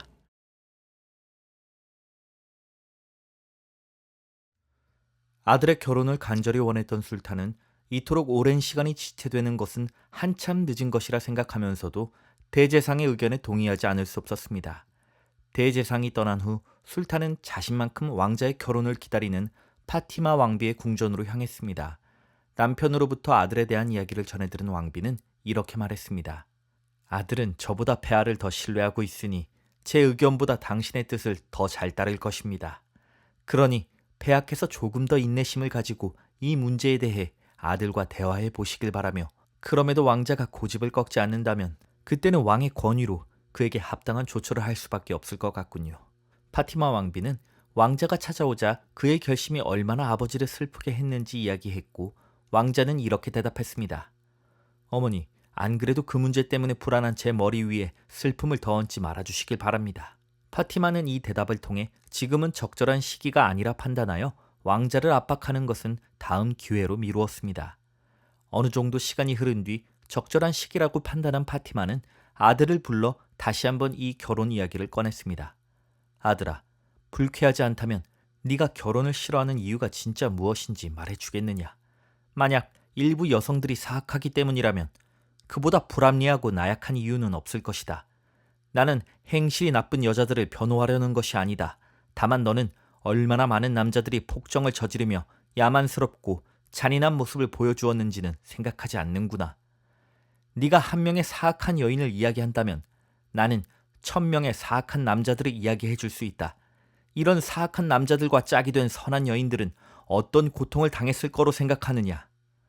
이에 왕자가 대답했습니다. 어머니, 세상에 현명하고 고결하며 착하고 현명한 여인들이 많다는 것은 의심의 여지가 없습니다. 신이시여, 저는 그들이 모두 어머니만 같았으면 좋겠습니다. 그러나 저를 불안하게 만드는 것은 제게 선택의 여지가 없다는 것입니다. 만일 제가 결혼을 결심한다면 아버지께서는 이웃왕국의 공주를 신부감으로 정하실 테지요. 그녀가 추하든 아름답든 저는 반드시 그녀를 신부로 맞이해야만 합니다. 미모가 세상에서 가장 아름답다고 하더라도 어떤 행실과 성격을 가진 사람인지 누가 확신할 수 있습니까? 훗날 이 왕국의 왕비가 왕국의 재산을 낭비하며 생각 없고 한심한 소리나 짓거리는 여인이라면 어찌하시겠습니까? 그러자 왕비가 외쳤습니다. 아들아, 지금 네가 걱정하는 것은 문제거리도 아니란다. 그런 여인이라면 왕국을 위해 네가 얼마든지 합법적으로 내칠 수 있단다. 왕자가 대답했습니다. 어머니, 저 같은 사람이 그런 극단적인 상황을 만드는 것에 대해 얼마나 수치스럽게 생각하는지는 고려하지 않으셨군요. 애초에 그런 상황을 만들지 않는 것이 제 명예와 마음의 평화를 위해 더 나은 선택이라 생각합니다. 왕비가 다시 한번 간곡하게 왕자를 향해 말했습니다. 하지만 아들아, 네가 결혼하지 않기로 결심하는 것은 왕국을 오랫동안 영광스럽게 다스려온 이 가문에 대를 끊겠다는 말과 같다. 이에 왕자가 대답했습니다. 어머니, 저는 이 가문에서 탄생한 훌륭한 군주이자 마지막 왕으로서 역사에 기록되는 것도 명예로운 일이라 생각합니다. 파티마 왕비는 이날 이후로도 아들과 같은 주제로 토론을 계속하며 결혼에 대한 혐오를 뿌리 뽑기 위해 노력했으나 왕자는 왕비가 답변하기 어려운 논리를 펼치며 생각을 조금도 바꾸지 않았습니다. 그렇게 아무런 변화 없이 또 한 해가 지나가고 어느 날 왕국의 중신들이 모두 참여한 어전 회의 중 모든 이들 앞에서 왕이 왕자를 향해 말했습니다. 아들아, 내가 너의 결혼을 바란다는 이야기를 꺼낸 지 오래되었고 그동안 너를 배려하며 기다려왔지만 너의 끝없는 저항으로 인해 내 인내심은 다 닳아 없어져 버렸다. 그리하여 나는 지금 내 의회가 열린 이곳에서 너에게 다시 한번 결혼에 대해 이야기하겠다. 이것은 단순히 부모가 자식에게 의무를 강요하는 것이 아닌 내 영토와 왕국의 안녕을 위한 것이므로 너는 필히 순종해야 할 것이다. 이 의회는 내 뜻에 동참할 것이니 너의 입을 통해 이 뜻을 받아들였음을 선언하거라. 왕의 이와 같은 명령에 왕자는 너무나 태연한 태도로 공손하지만 거침없는 어조로 결혼하지 않을 것이라 대답했습니다. 모든 신하 앞에서 왕자에게 면박당한 왕이 분노하여 소리쳤습니다. 감히 어떻게 나와 신하들 앞에서 그런 건방진 태도를 보일 수 있느냐? 왕은 경비병을 동원해 왕자를 아무도 머물지 않는 오래된 탑에 감금해버렸습니다. 그곳에는 침대와 기본적인 가구, 책 몇 권, 그리고 그를 보필할 시종 하나만이 허락되었죠. 자유를 박탈당한 왕자 쿠미로 알 준마우는 그 상황에서도 책이라도 읽을 수 있다는 사실에 기뻐하며 감금되어 있는 자기 신세를 크게 신경 쓰지 않았습니다. 저녁이 되자 그는 목욕하고 기도를 한 뒤 마치 평소와 같이 평온한 마음으로 등잔불을 옆에 둔 채 잠자리에 들었습니다. 이제는 왕국의 모든 이익에서 잊혔지만 이 오래된 탑에는 요정들의 우두머리인 담리아트의 딸 마이문이라는 요정이 낮 시간 동안 휴식을 취하는 우물이 있었습니다. 자정이 다 되어갈 무렵 마이문은 호기심에 이끌려 우물 밖으로 뛰쳐나와 세상을 돌아다녔습니다. 그녀는 오랫동안 비어있던 탑에 빛이 보이자 깜짝 놀라고는 방문 앞에 누워있던 왕자의 시종을 지나쳐 침대로 다가갔습니다. 마이문은 잠들어 있는 왕자를 보고는 자신이 그동안 봐왔던 것 중 가장 멋지고 아름다운 존재라 생각했습니다. 그녀는 감탄하는 것에 만족하지 못하고 마침내 왕자의 양쪽 뺨과 이마 중앙에 부드럽게 입맞춤한 다음 왕자를 깨우지 않기 위해 살며시 밖으로 나가 공중으로 날아올랐습니다. 그녀가 어느 정도 고도에 올랐을 무렵 커다란 날개를 펄럭이는 소리가 들려서 그쪽으로 다가가니 그곳에 한 정령이 보였습니다. 그것도 신에게 맞서 반역을 저질렀다가 솔로몬에 의해 제압당했던 전적이 있는 존재였죠. 샤무라시의 아들 단하쉬라 불리는 이 정령은 요정 마이문에 대해 진작부터 알고 있던 데다가 그녀가 신을 따르는 존재로서 얼마나 큰 힘을 지니고 있는지 잘 알고 있었기 때문에 두려움에 사로잡혔습니다. 그는 슬며시 사라지고 싶었지만 그녀가 이미 너무나 가까이 다가왔기 때문에 싸우거나 항복하는 두 가지 중 하나를 선택해야만 했습니다. 결국 정령 다나쉬가 먼저 침묵을 깨고 구걸하는 듯한 어조로 입을 열었습니다. 용맹하신 마이문이여, 위대한 신의 이름 아래 그대가 나를 해치지 않는다면 나도 그대를 해치지 않겠노라 맹세하겠소. 이에 마이문이 대답했습니다. 저주받은 정령아, 네가 내게 무슨 해를 끼칠 수 있겠느냐만 두려움에 빠진 너를 위해 해치진 않겠다고 약속해주마. 방랑하는 영혼이여, 너는 어디에서 왔으며 오늘 밤 무엇을 보고 무엇을 했는지 진실하게 말하라. 그러자 다나쉬가 안도하는 목소리로 말했습니다. 그대는 아주 좋은 때에 나를 만난 덕에 놀라운 이야기를 전해 듣게 되셨소.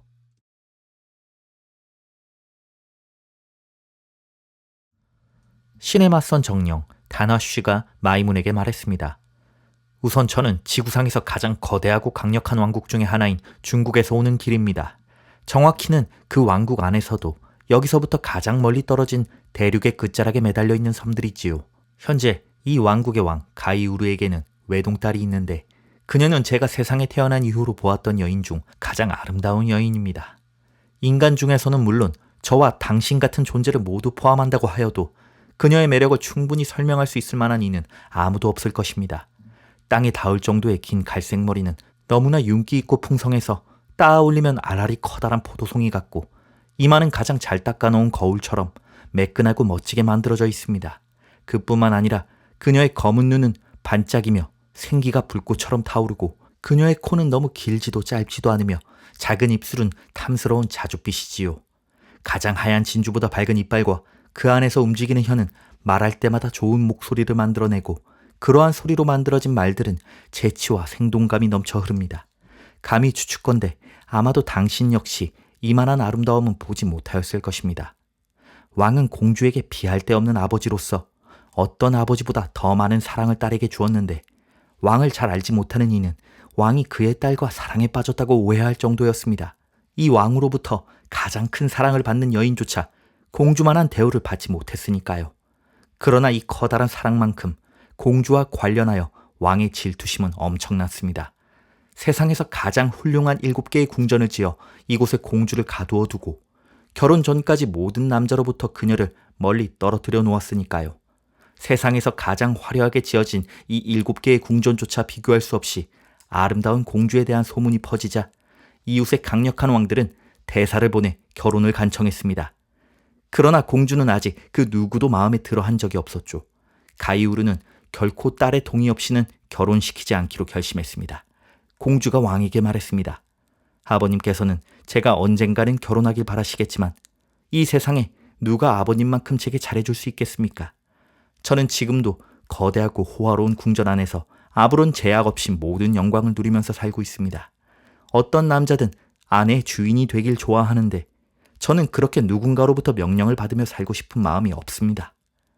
그러던 어느 날 이전에 어떤 왕들보다 강력한 왕의 대사가 공주와의 결혼을 위해 중국을 찾아왔습니다. 가이우르 왕은 딸에게 이 왕이 얼마나 대단하고 좋은 신랑감인지 다소 억지스러운 주장까지 곁들여 설득해 보았지만 공주는 아주 단호히 거부했습니다. 그럼에도 가이우르 왕이 포기하지 않자 공주는 몹시 화를 내며 이렇게 소리쳤습니다. 아버님, 제가 이 단검을 가슴에 찔러놓고 죽는 모습을 보고 싶지 않으시면 결혼에 대해 그만 말씀하세요. 이에 크게 격분한 왕이 공주에게 말했습니다. 네가 지금 미친 사람처럼 행동하니 나도 너를 그에 걸맞게 대접해주겠다. 결국 공주는 7개의 궁전 중 한 곳에 완전히 갇혔고 그 안에는 오직 그녀를 돌보고 감시할 10명의 늙은 시종만이 허락되었습니다. 왕은 주변 모든 왕국에 사신을 파견하고 공주가 얼마나 결혼을 혐오하는지 알리며 더 이상의 청혼을 차단하였으며 감히 자신을 향해 누구도 상상할 수조차 없는 태도로 막말을 하는 공주가 정말로 미쳐버린 것으로 생각했습니다. 그리하여 만일 그녀를 치료할 수 있는 의사가 나타난다면 그 대가로 딸을 주겠노라 공표하였죠. 여기까지 이야기한 단화씨가 이어서 말했습니다. 이런 이유로 공주는 미친 사람 취급을 받으며 궁전에 갇혀 있습니다만 공주의 불행한 상황과는 별개로 저는 지금도 매일 그녀의 아름다움을 떠올리고는 합니다. 비록 제가 장난기많은 정령이지만 그 아름다움에 조금이라도 해를 끼치고 싶지는 않더군요. 한번 가서 그녀를 직접 보시길 추천해 드립니다.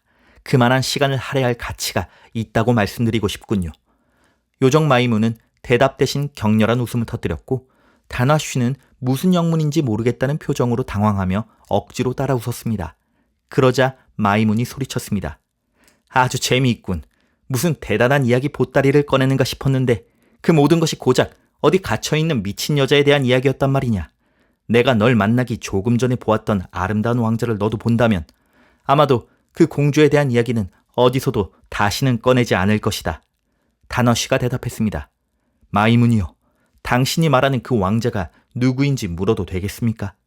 그러자 마이문이 말했습니다. 그도 지금 너의 공주님과 비슷한 상황에 처해 있다. 부왕의 뜻에 반하여 결혼을 거부하다가 지금 내가 살고 있는 오래된 탑에 갇혀있는 상태지. 단화쉬가 대답했습니다. 저는 당신의 말에 절대 반박하지 않겠습니다만 그 왕자를 직접 보기 전에는 이 땅 위에 어떤 존재도 그 공주와 동등한 아름다움을 가졌을 거라 믿을 수가 없군요. 마이문이 말했습니다. 우리 둘 다 만족할 만한 방법이 있지. 바로 네가 그 공주를 나의 탑으로 데려와 왕자의 침대 옆에 나란히 눕히는 것이다. 그렇게 놓고 비교해 본다면 결론이 쉽게 나올 테지. 어떠냐? 단화씨가 이에 동의하여 즉시 중국으로 날아가려 하자 마이문이 소리쳤습니다. 멈춰라. 내가 사는 탑이 어디인지 알아야 돌아올 것이 아니냐. 그렇게 둘은 왕자가 잠들어 있는 오래된 탑에 함께 왔고 마이문이 단화씨에게 말했습니다. 자, 이제 가서 공주를 데리고 이곳으로 오너라.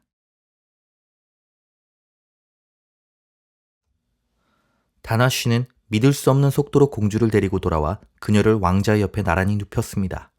왕자와 공주가 이렇게 세상 모르고 잠들어 있을 때 정령과 요정은 둘 중 누가 더 아름다운지에 대해 날카로운 논쟁을 벌였습니다. 그러다 어느 정도 시간이 흐르자 둘은 자기들도 모르게 말없이 왕자와 공주를 흠모하며 바라보기 시작했습니다. 마침내 침묵을 깨고 단화쉬가 마이문에게 말했습니다. 자, 그래서 제 결론은 공주가 왕자보다 더 아름답다는 것이니 그만 납득하시길 바랍니다. 마이문이 대답했습니다. 아니, 난 납득할 수가 없다. 물론 공주가 아름답다는 것은 부정하지 않겠지만 편견 없이 비교하면 분명한 차이가 있단 말이지. 단화씨가 말했습니다. 아무리 비교해보아도 결코 제 의견이 바뀔 것 같지는 않군요. 그러나 당신께서 원하신다면 양보해드리겠습니다. 그러자 마이문이 몹시 화를 내며 말했습니다. 뭐야? 네가 지금 내게 아량을 베풀어준다는 것이냐? 감히 사악한 정령놈이 내게 그따위 태도를 보인다니 그냥 넘어갈 수가 없군. 좋다. 둘의 의견이 다르니 공정한 심판을 불러 누구의 의견이 합당한지 판결을 받아보자. 만일 이에 동의하지 않는다면 네 생각이 틀렸음을 인정하는 것으로 받아들이겠다. 마이문에 대한 두려움 때문에 대충 넘어가려 했던 단화쉬도 이쯤 되니 오기가 생겨 누가 옳은지 결판을 내야겠다고 다짐했습니다. 그가 마이문의 제안에 동의하자마자 바닥이 열리더니 머리에 6개의 뿔이 달린 양의 형상을 한 정령이 나왔습니다. 곧바로 마이문을 알아본 그 정령은 한쪽 무릎을 꿇고 그녀에게 어떤 명령을 내릴 것인지 물었습니다. 그러자 마이문이 대답했습니다. 일어나시오 카슈카슈. 지금 그대를 부른 이유는 나와 이 저주받은 정령 단화쉬 중 누가 옳은지 결판을 내기 위함이오. 그대가 심판이 되어 저 침대 위에 누워있는 남녀 중 누가 더 아름다운지 아주 공정한 기준으로 결정해 주시오. 카슈카슈는 왕자와 공주를 바라보고는 매우 감탄하며 놀라워했습니다. 그리고 한참 동안 그들을 자세히 살펴보고 고민한 후 그럼에도 결정하지 못한 채 마이문을 바라보고 말했습니다. 위대한 정령 마이문이여, 솔직히 제가 한쪽을 억지로 택한다면 그것은 그대와 나 자신을 속이는 것임을 고백해야겠습니다. 이 둘을 자세히 보면 볼수록 각기 다른 아름다움이 있어 어느 한쪽을 보면 그쪽이 더 아름다운 것 같고 다른 쪽을 보면 또 그쪽이 아름다운 것 같습니다. 둘 다 작은 결함도 없이 아름다워 보이기에 제 생각에 가장 좋은 방법은 둘을 깨워서 둘 중 하나가 다른 하나를 더 사랑하게 된다면 더 사랑받는 이가 가장 아름다운 것으로 간주하는 것입니다. 이 제안에 마이문과 단화쉬 모두 동의하자 곧장 마이문은 벼룩으로 변하여 왕자의 목 위에 뛰어올라 강하게 쏘았고 이에 왕자가 잠에서 깨어나자마자 원래의 모습으로 돌아온 마이문은 두 정령과 함께 모습을 숨기고 왕자와 공주를 조용히 관찰하기 시작했습니다. 영문도 모른 채 갑자기 깨어나 눈도 뜨지 않은 채 자기 목을 쓰다듬던 왕자는 자기 옆에 누워있는 공주를 보고는 깜짝 놀라 펄쩍 뛰었습니다. 왕자가 마음을 가다듬고 누구인지 알아보기 위해 자세히 들여다보자 그녀의 피어나는 젊음과 어디서도 본 적 없던 아름다움에 대해 다시 한번 놀랐고 그때까지 한 번도 경험해 본 적 없던 여인에 대한 사랑이 한순간의 불꽃처럼 그의 마음속을 불태웠습니다. 너무나 아름답다. 나의 심장이여, 나의 영혼이여. 자신도 모르게 이렇게 외친 왕자는 마법에 걸린 듯 이성을 잃고 그녀의 뺨과 이마에 입을 맞추었습니다. 아마 단화쉬가 그녀를 평소보다 더 깊게 잠들게 하지 않았다면 왕자는 공주를 깨웠을 테죠. 왕자는 공주를 깨우려다가 멈추고 이렇게 생각했습니다. 이 여인이 바로 아버님께서 나와 이어주려고 하는 여인인가? 아버님께서 진작에 보여주셨다면 신하들 앞에서 그런 소란을 피우지 않았을 것이 아닌가? 설마 아버님께서 내가 정말로 결혼을 혐오하는 것인지 시험해보고자 이 젊고 아름다운 여인을 보낸 것인가? 지금 몰래 숨어서 나를 관찰하고 있다가 갑자기 나타나 겉과 속이 다른 나의 모습을 지적하며 부끄럽게 만들려 하시는 걸까? 어쨌든 상황이 어떻게 흘러갈지 모르니 만일을 위해 그녀의 반지를 하나 취해 내가 가지고 있어야겠다. 왕자가 자신의 반지와 공주의 반지를 맞바꾸어 끼우자마자 마이문은 마법으로 그를 깊은 잠에 빠뜨렸습니다. 이제 단화쉬가 벼룩으로 변해 공주의 입술을 깨물었고 이에 놀란 공주는 눈을 떠 자기 앞에 누워있는 왕자를 바라보았습니다. 그녀는 놀라기에 앞서 왕자의 아름다움에 감탄이 앞서 나왔습니다. 아버님께서 그리도 끈질기게 말씀하시던 남자가 바로 당신입니까? 말씀 전에 그대를 먼저 보여주셨다면 아버님을 불쾌하게 만들지도 않았을 것이고 내 남편감을 다른 이에게 빼앗길 만한 여지도 주지 않았을 것입니다. 자, 그러니 인제 그만 일어나 나를 취하십시오. 공주는 왕자를 흔들어 깨우려 했지만 마법에 취해 잠든 왕자는 일어나지 않았습니다. 그러자 공주가 말했습니다. 왜 정신을 차리지 못하는 거지? 혹시 어떤 질투심 많은 경쟁자가 우리가 이루어질 수 없도록 마법이라도 걸은 것인가? 왕자를 깨우려던 그녀가 결국 지쳐 포기하고 잠들어 있는 왕자의 뺨에 입을 맞추자 단화쉬는 마법으로 그녀를 잠재웠습니다. 마이문이 단화쉬에게 소리쳤습니다. 이 저주받은 정령아, 이래도 너의 공주가 나의 왕자보다 얼마나 열등한지 확신하지 못하겠느냐? 이제 내가 앞으로 어떤 말을 하면 그냥 받아들이거라. 그리고 나서 카슈카슈를 바라보며 말했습니다. 그대의 수고에 감사하오. 단화쉬와 함께 저 공주를 원위치에 되돌려 놓는 데까지 신경 써주시면 더욱 감사하겠소. 이에 단화쉬와 카슈카슈는 명령받은 대로 행했고 마이문도 왕자의 방을 떠나 다른 곳으로 사라졌습니다.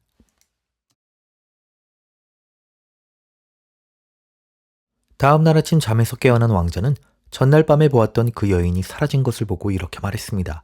저는 어제 일이 아버님께서 계획하신 속임수라는 것을 알고 있습니다. 역시나 제 예상대로였군요. 그러고는 아직 문 앞에 잠들어 있던 시종을 깨워 이렇게 말하였습니다. 내게 거짓없이 고하거라. 어젯밤에 내 옆에 누워있던 그 여인은 대체 왜 데려온 것이냐? 그러자 노비가 매우 놀라며 대답했습니다. 왕자님께서 무슨 여인을 말씀하시는지 모르겠습니다. 왕자가 말했습니다. 나는 어젯밤에 여기로 끌려와 내 옆에 누워있던 그 여인을 말하는 것이다. 그러자 노비가 대답했습니다. 왕자님, 맹세하건대 그런 여인은 없습니다. 제가 밤새 저 문 앞을 지키고 있는데 누가 무슨 수로 저 몰래 들어왔겠습니까?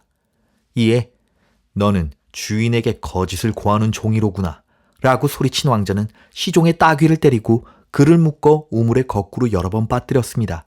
그리고서 다시 말했습니다. 그 여자가 누구인지 누가 그녀를 데려왔는지 사실대로 말하지 않는다면 너는 오늘 살아남지 못할 것이다. 몹시 당황한 노비가 대답했습니다. 왕자님께서 슬픔으로 정신을 놓아버렸다 하더라도 저는 이 상황에서 도망치고자 거짓을 고하지 않을 것입니다. 다만 제 목숨을 살려주시길 간곡히 부탁드리며 저는 언제나 진실만을 말씀드린다는 사실을 꼭 믿어주시길 바랍니다.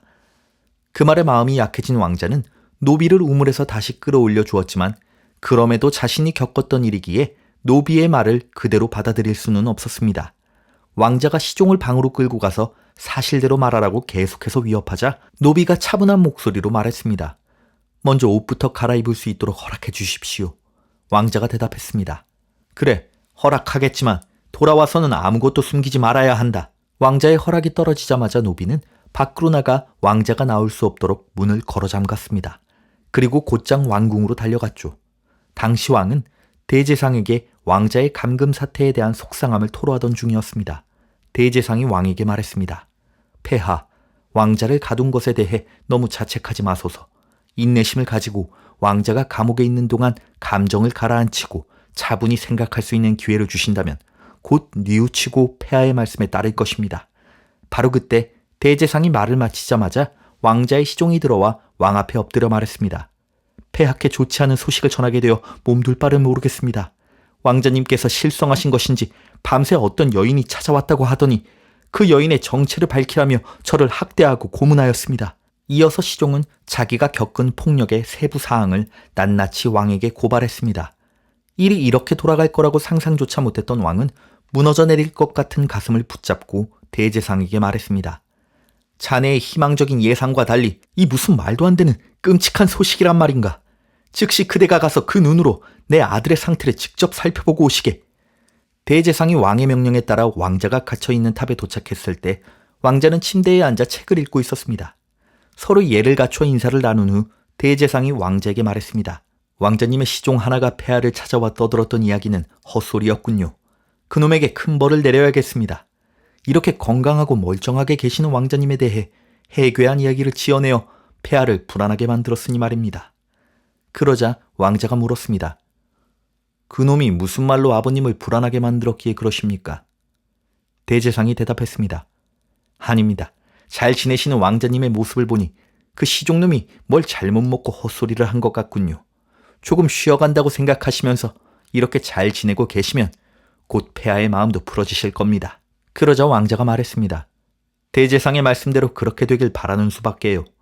그런데 대제상께서 직접 찾아오셨으니 제가 하나 여쭙고 싶은 게 있습니다. 도대체 어젯밤 제 옆에 누워있던 그 여인은 누구인지 아십니까? 이 말에 큰 충격을 받은 대제상이 떨리는 목소리로 말했습니다. 제 당황하는 모습에 혹여 기분 상하지 않으셨으면 좋겠습니다. 지금 왕자님께서 무슨 말씀을 하시는 건지 그 시종으로부터 먼저 전해 듣기는 하였습니다만 그 여인은 물론 이 세상에 어떤 이가 그 늦은 밤 궁전의 모든 호위병을 피해 이 오래된 탑까지 찾아와 문 앞에 시종을 통과하여 왕자님 곁에 접근하는 것이 가능하겠습니까?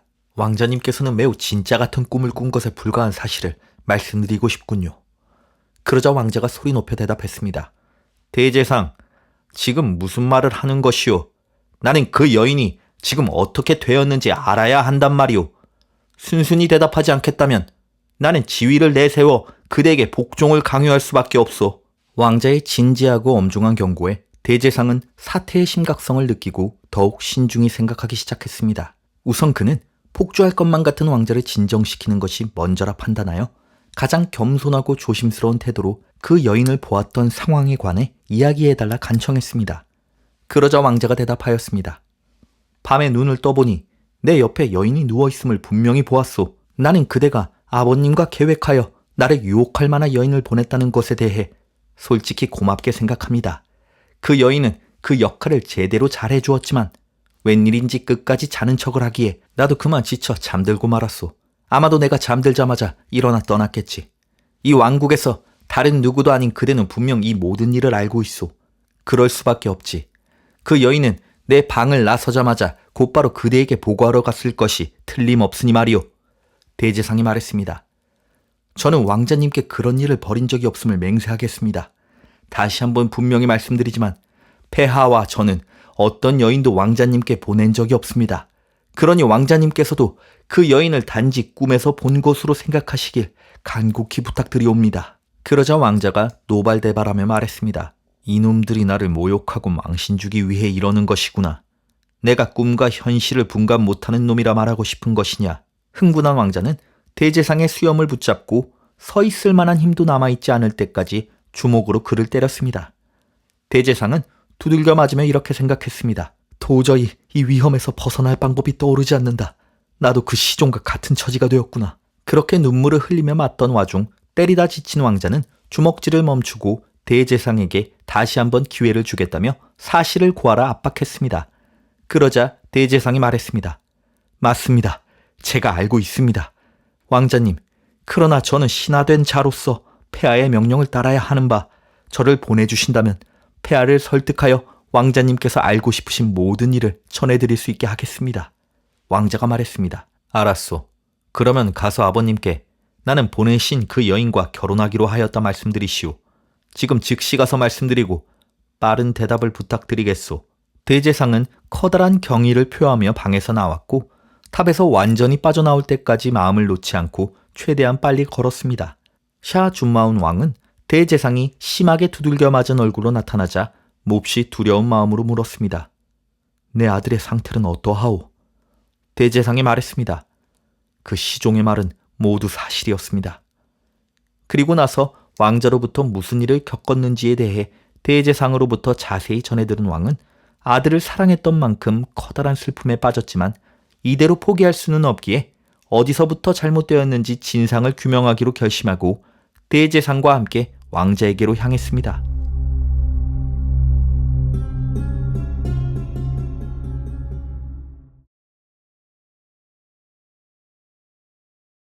왕자는 예를 갖춰 부왕을 맞이했습니다. 왕은 그에게 몇 가지 질문을 던졌고 왕자는 침착하게 대답했습니다. 왕은 그 과정에서 중간중간 대제상을 쳐다보았는데 그것은 왕자가 너무 멀쩡해 보였기 때문에 혹시 대제상 당신이 정신이 나간 것이 아닌가 하는 뜻이었습니다. 마침내 왕은 왕자에게 그 여인에 대한 이야기를 꺼냈습니다. 아들아, 나는 네가 어젯밤에 보았다는 여자가 누구인지 말해주길 바란다. 왕자가 대답했습니다. 아버님, 더 이상 아래 것들을 동원하여 제 머릿속을 복잡하게 만들지 마시고 그냥 그녀와의 결혼을 허락해 주십시오. 제가 그동안 여자들에 대해 느꼈던 혐오감은 온데간데 없이 그녀는 제 마음을 완전히 매료시켰습니다. 저는 그 여인과 결혼할 준비가 되었습니다. 왕은 왕자의 대답에 깜짝 놀라 이렇게 말했습니다. 아들아, 나는 네가 지금 말하는 그 여인에 대해 아무것도 모른다. 그리고 만약 그런 일이 정말 있었다면 그것은 나도 몰래 일어난 일이다. 하지만 생각해보거라. 어떻게 그 여인은 내 동의 없이 네가 머무는 이 탑에 들어올 수 있었겠느냐? 대제상이 너에게 무슨 말을 하였든 그것은 단지 너의 분노를 달래기 위한 말이었을 뿐 너는 꿈을 꾸었던 것이니라. 나는 네가 이 사실을 받아들이고 정신을 차리길 바란다. 왕자가 대답했습니다. 아버님의 진심 어린 말씀을 제가 겸허히 받아들여야 하겠지요. 그러나 마지막으로 제가 아버님께 그 여인을 보았던 상황을 자세히 설명해 드릴 테니 한번 들어보시고 그것이 진정 꿈이었는지 아닌지를 판단해 주시길 부탁드립니다. 왕자는 잠에서 깨어나 처음 보았던 그녀에게 느꼈던 아름다움, 그리고 그녀를 깨우다 지쳐 손가락에서 반지를 꺼낸 이야기를 하며 정말로 자기 손가락에 끼워져 있는 낯선 반지를 흔들었습니다. 그리고 이어서 말했습니다. 아버님께서는 제가 평소에 끼우는 반지들에 대해 이미 알고 계시니 이 반지가 제 것이 아님을 아실 것입니다. 그러니 제가 미쳐버린 것이 아님을 믿어주시길 바랍니다. 왕은 아들이 자기 말에 너무나 완벽하게 확신을 두고 있는 모습을 보고서 도저히 대답할 수가 없었고 더욱이 반지 부분에서는 자신도 기이한 느낌이 들어 한동안 아무 말도 하지 못했습니다. 왕자는 이 기회를 틈타 다시 말을 이었습니다. 제 마음속에 들어와 버린 그 사랑스러운 여인을 향한 제 열정은 너무나 간절하여 견딜 수가 없습니다. 그러므로 아버님께서는 저를 불쌍히 여기시어 제가 그녀와 하나가 되는 행복을 얻을 수 있게 허락해 주소서. 왕이 대답했습니다. 아들아, 너의 이야기와 그 반지를 보니 그것이 꿈이 아닐 수도 있겠다는 생각이 드는구나. 어쩌면 신께서 내가 이전에 기도했던 소원을 이루어 주신 것일지도 모르지. 내 아들이 사랑하는 여인을 만나 결혼하는 모습을 보는 것, 그리하여 이 세상에서 가장 행복한 아버지가 되는 일 말이다. 그러나 내가 대체 그 여인을 어디서 찾아야 한단 말이냐? 어떻게 그녀가 여기까지 들어왔고 또 어떻게 그렇게 되기까지 내가 모를 수가 있단 말이냐? 어째서 그녀는 그 아름다움으로 네 가슴에 사랑의 불꽃을 피워 올리고는 네가 잠든 사이에 떠나버렸단 말이냐? 나는 이 모든 것들을 도저히 이해할 수가 없다. 어쩌면 우리가 무덤에 갈 때까지 영원히 이 비밀을 풀 수 없을까 두렵고 또 슬프구나. 이루어질 수 없는 사랑은 널 괴롭게 할 뿐이고 나는 그것을 지켜볼 수밖에 없으니 말이다. 그러고 나서 왕은 아들을 이끌고 탑에서 나와 왕궁으로 데려갔습니다. 너무나 속상한 마음에 한동안 어전회의에도 나타나지 않았죠. 그리하여 왕궁 전체, 심지어 백성들 사이에서까지 왕이 사라졌다는 소문이 돌자 유일하게 왕실에 드나들 수 있었던 대제상이 왕을 찾아왔습니다. 상황이 이러하니 폐하께서 어전회의 시간만은 주의를 기울이시길 부탁드립니다. 분명 왕자를 위로하는 것도 중요하지만 지금 세간에 떠도는 이런 말들이 자칫 왕국에 커다란 혼란을 불러올 수 있기 때문입니다. 그리하여 제가 폐하께 제안하고 싶은 것은 왕자를 회복시키는 기간을 최대한 단축하고자 차라리 항구 옆의 성에서 지내시는 것이 어떠하시겠습니까? 그곳의 아름다운 전망과 신선한 공기는 답답한 마음을 위로하는 데 있어 아주 효과적일 것입니다. 왕은 이 제안을 흔쾌히 승인했고 왕자와 함께 대제상이 말한 성으로 향했습니다. 그리고 어전회의가 열리는 날에만 잠시 왕자를 혼자 두었죠. 샤 준마운의 왕국에서 상황이 이렇게 흘러가는 사이 다나슈와 카슈카슈에 의해 중국으로 돌아온 공주는 원래대로 다시 침대에 눕혀졌습니다. 다음날 아침에 일어나 보니 왕자가 곁에 없다는 것을 알게 된 공주는 큰 소리로 유모를 불렀습니다. 어제 나와 하룻밤을 보낸 그 젊은 남자는 누구이며 어떻게 되었는가? 유모가 대답했습니다. 공주님께서 말씀해 주시지 않으면 저희가 알 길이 있겠습니까? 그러자 공주가 말하길, 아주 아름답게 생긴 남자였다. 어젯밤에 분명 내 곁에 있었는데 아침이 되어 일어나니 사라져버렸다. 그는 지금 어디 있느냐? 유모가 대답했습니다. 공주님, 농담은 그만하시고 이제 그만 꿈에서 깨어나시길 바랍니다. 그런데도 공주가 진지한 태도로 남자를 찾자 유모가 다시 한번 단호히 말했습니다. 어제 공주님께서 잠자리에 드실 때는 분명 혼자 계셨습니다. 그런데 우리가 모르는 사이 어떻게 남자가 아무도 몰래 이곳으로 들어올 수 있었겠습니까? 도저히 상상조차 하기 힘든 일이군요. 더군다나 이 방의 문은 잠겨 있었고 열쇠는 제 주머니 속에 들어 있었습니다. 이 말에 그만 이성을 잃어버린 공주는 유모의 머리채를 잡고 몇 대 때리더니 이렇게 말했습니다. 이 늙은 마녀야, 바른 대로 말하지 않는다면 오늘 내 손에 죽을 것이다. 유모는 공주에게서 벗어나기 위해 고군분투했고 가까스로 목숨만 건진 채 빠져나올 수 있었습니다. 눈물을 글썽이며 온몸이 피투성이가 된 채로 여왕에게 달려갔고 이를 보고 몹시 놀란 여왕이 어떻게 된 일인지 물었습니다. 여왕님, 공주가 저를 어떻게 대했는지 보십시오. 운 좋게 빠져나오지 못했다면 분명 공주는 절 죽였을 것입니다. 그렇게 공주로부터 유모가 어떤 일을 당했는지 전해들은 여왕은 어떻게 공주가 그런 식으로 꿈에 푹 빠져들어 현실과 구분을 못하게 되었는지 이해할 수가 없었습니다. 유모가 계속해서 말했습니다. 폐하께서 의심하셨던 대로 정말 공주가 제정신이 아니라는 사실을 받아들이셔야 합니다.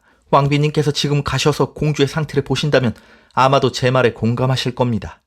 왕비는 공주를 너무 사랑했기에 유모의 말을 듣고 가만히 있을 수가 없었습니다. 그리하여 즉시 유모를 대동한 채 공주의 궁전으로 향했습니다.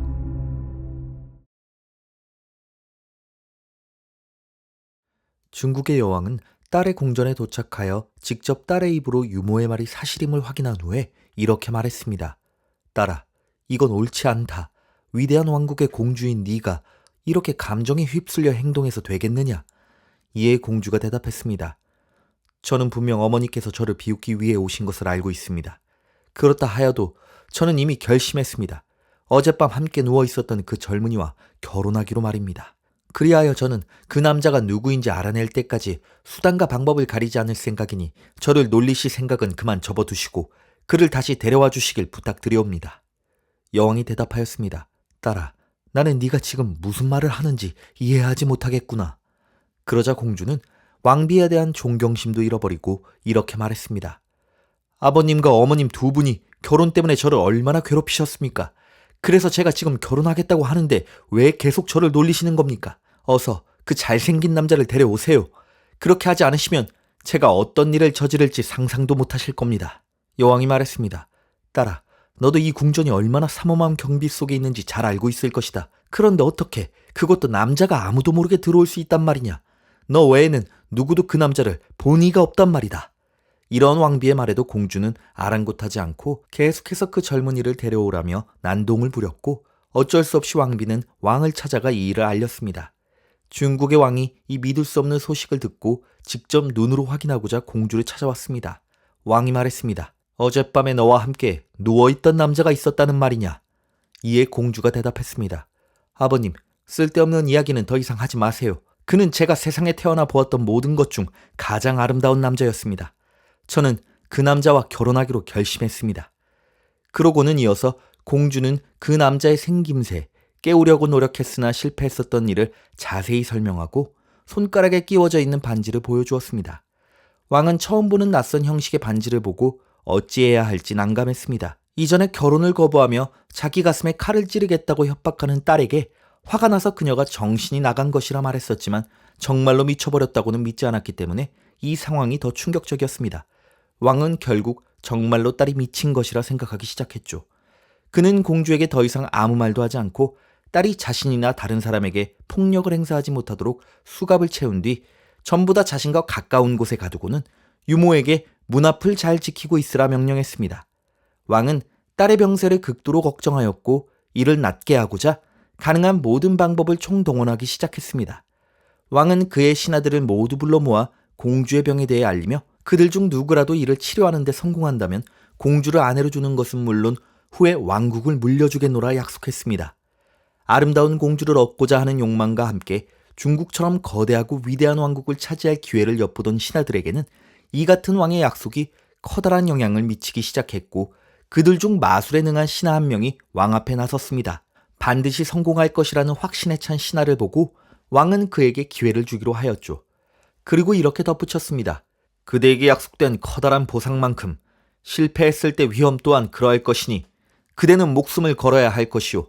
확실한 묘책이 없는 자는 감히 시도조차 하지 않기를 경고하겠소. 신하가 그 조건을 받아들이자 왕은 그를 공주가 감금된 장소로 안내했습니다. 공주는 왕과 함께 들어온 신하를 보자마자 얼굴을 가리고 소리쳤습니다. 아버님, 어떻게 처음 보는 사람을 불시에 데리고 와서 제 맨 얼굴을 보게 하실 수가 있습니까? 왕이 대답했습니다.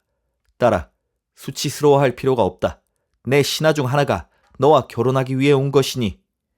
그러자 공주가 말했습니다. 아버님, 저는 이미 이 반지를 준 남자와 결혼하기로 약속하였습니다. 다른 사람과 결혼하라는 말로 절 불쾌하게 만들지 마십시오. 신하는 공주가 이상한 행동이나 말을 할 것이라 예상했었는데 너무나 멀쩡한 모습에 당황했습니다. 자기가 아는 지식 안에서는 아무리 보아도 정상이었기 때문에 결국 그는 왕 앞에 엎드려 이렇게 말했습니다. 제가 아는 지식 안에서 관찰한 바로는 공주님은 아픈 것이 아니기 때문에 치료법도 없습니다. 겸허히 폐하의 처분을 받겠습니다. 그리하여 이 신하는 참수형에 처했습니다. 이 사건 이후 며칠이 지나고 왕은 이대로 가다가는 아무것도 해결할 수 없을지 모른다는 위기감이 들었습니다. 그리하여 공주를 치료할 수 있을 만한 의사나 점성술사, 마술사라면 신분과 직위를 가리지 않고 도전할 수 있음을 선언했습니다. 물론 실패하면 머리를 잃는 조건은 빠지지 않았죠. 이와 같은 내용은 문서로 만들어져 왕국의 수도뿐 아니라 모든 주요 도시에 뿌려졌습니다. 처음으로 찾아온 자는 점성술과 마술에 능통한 자였는데 시종의 안내를 받아 공주 앞에 나타났습니다. 이 점성술사는 겨드랑이에 끼고 다니던 가방에서 각종 기구와 약초들을 꺼내더니 불을 붙이려 하였습니다. 이를 본 공주가 말했습니다. 이 요란한 것들은 다 무엇이고 이것들로 내게 무슨 짓을 하려는 것이오?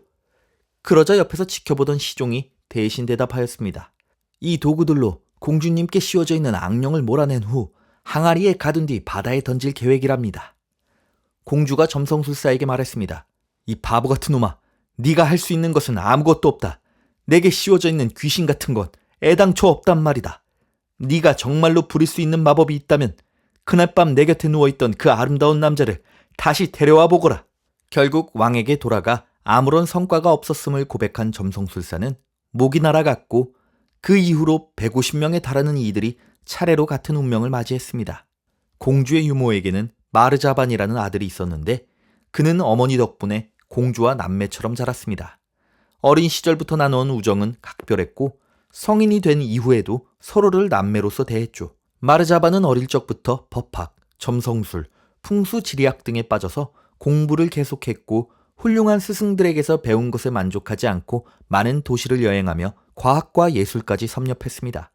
몇 년 동안 외국에 있었던 그는 오랜만에 고국으로 돌아왔는데 성문 앞에 걸려있는 수많은 머리를 보고 매우 놀라 어떻게 된 일인지 알아보았습니다. 그리하여 마침내 공주에 대한 이야기를 전해들은 그는 더 자세한 상황을 알기 위해 공주의 유모인 어머니를 찾아갔습니다.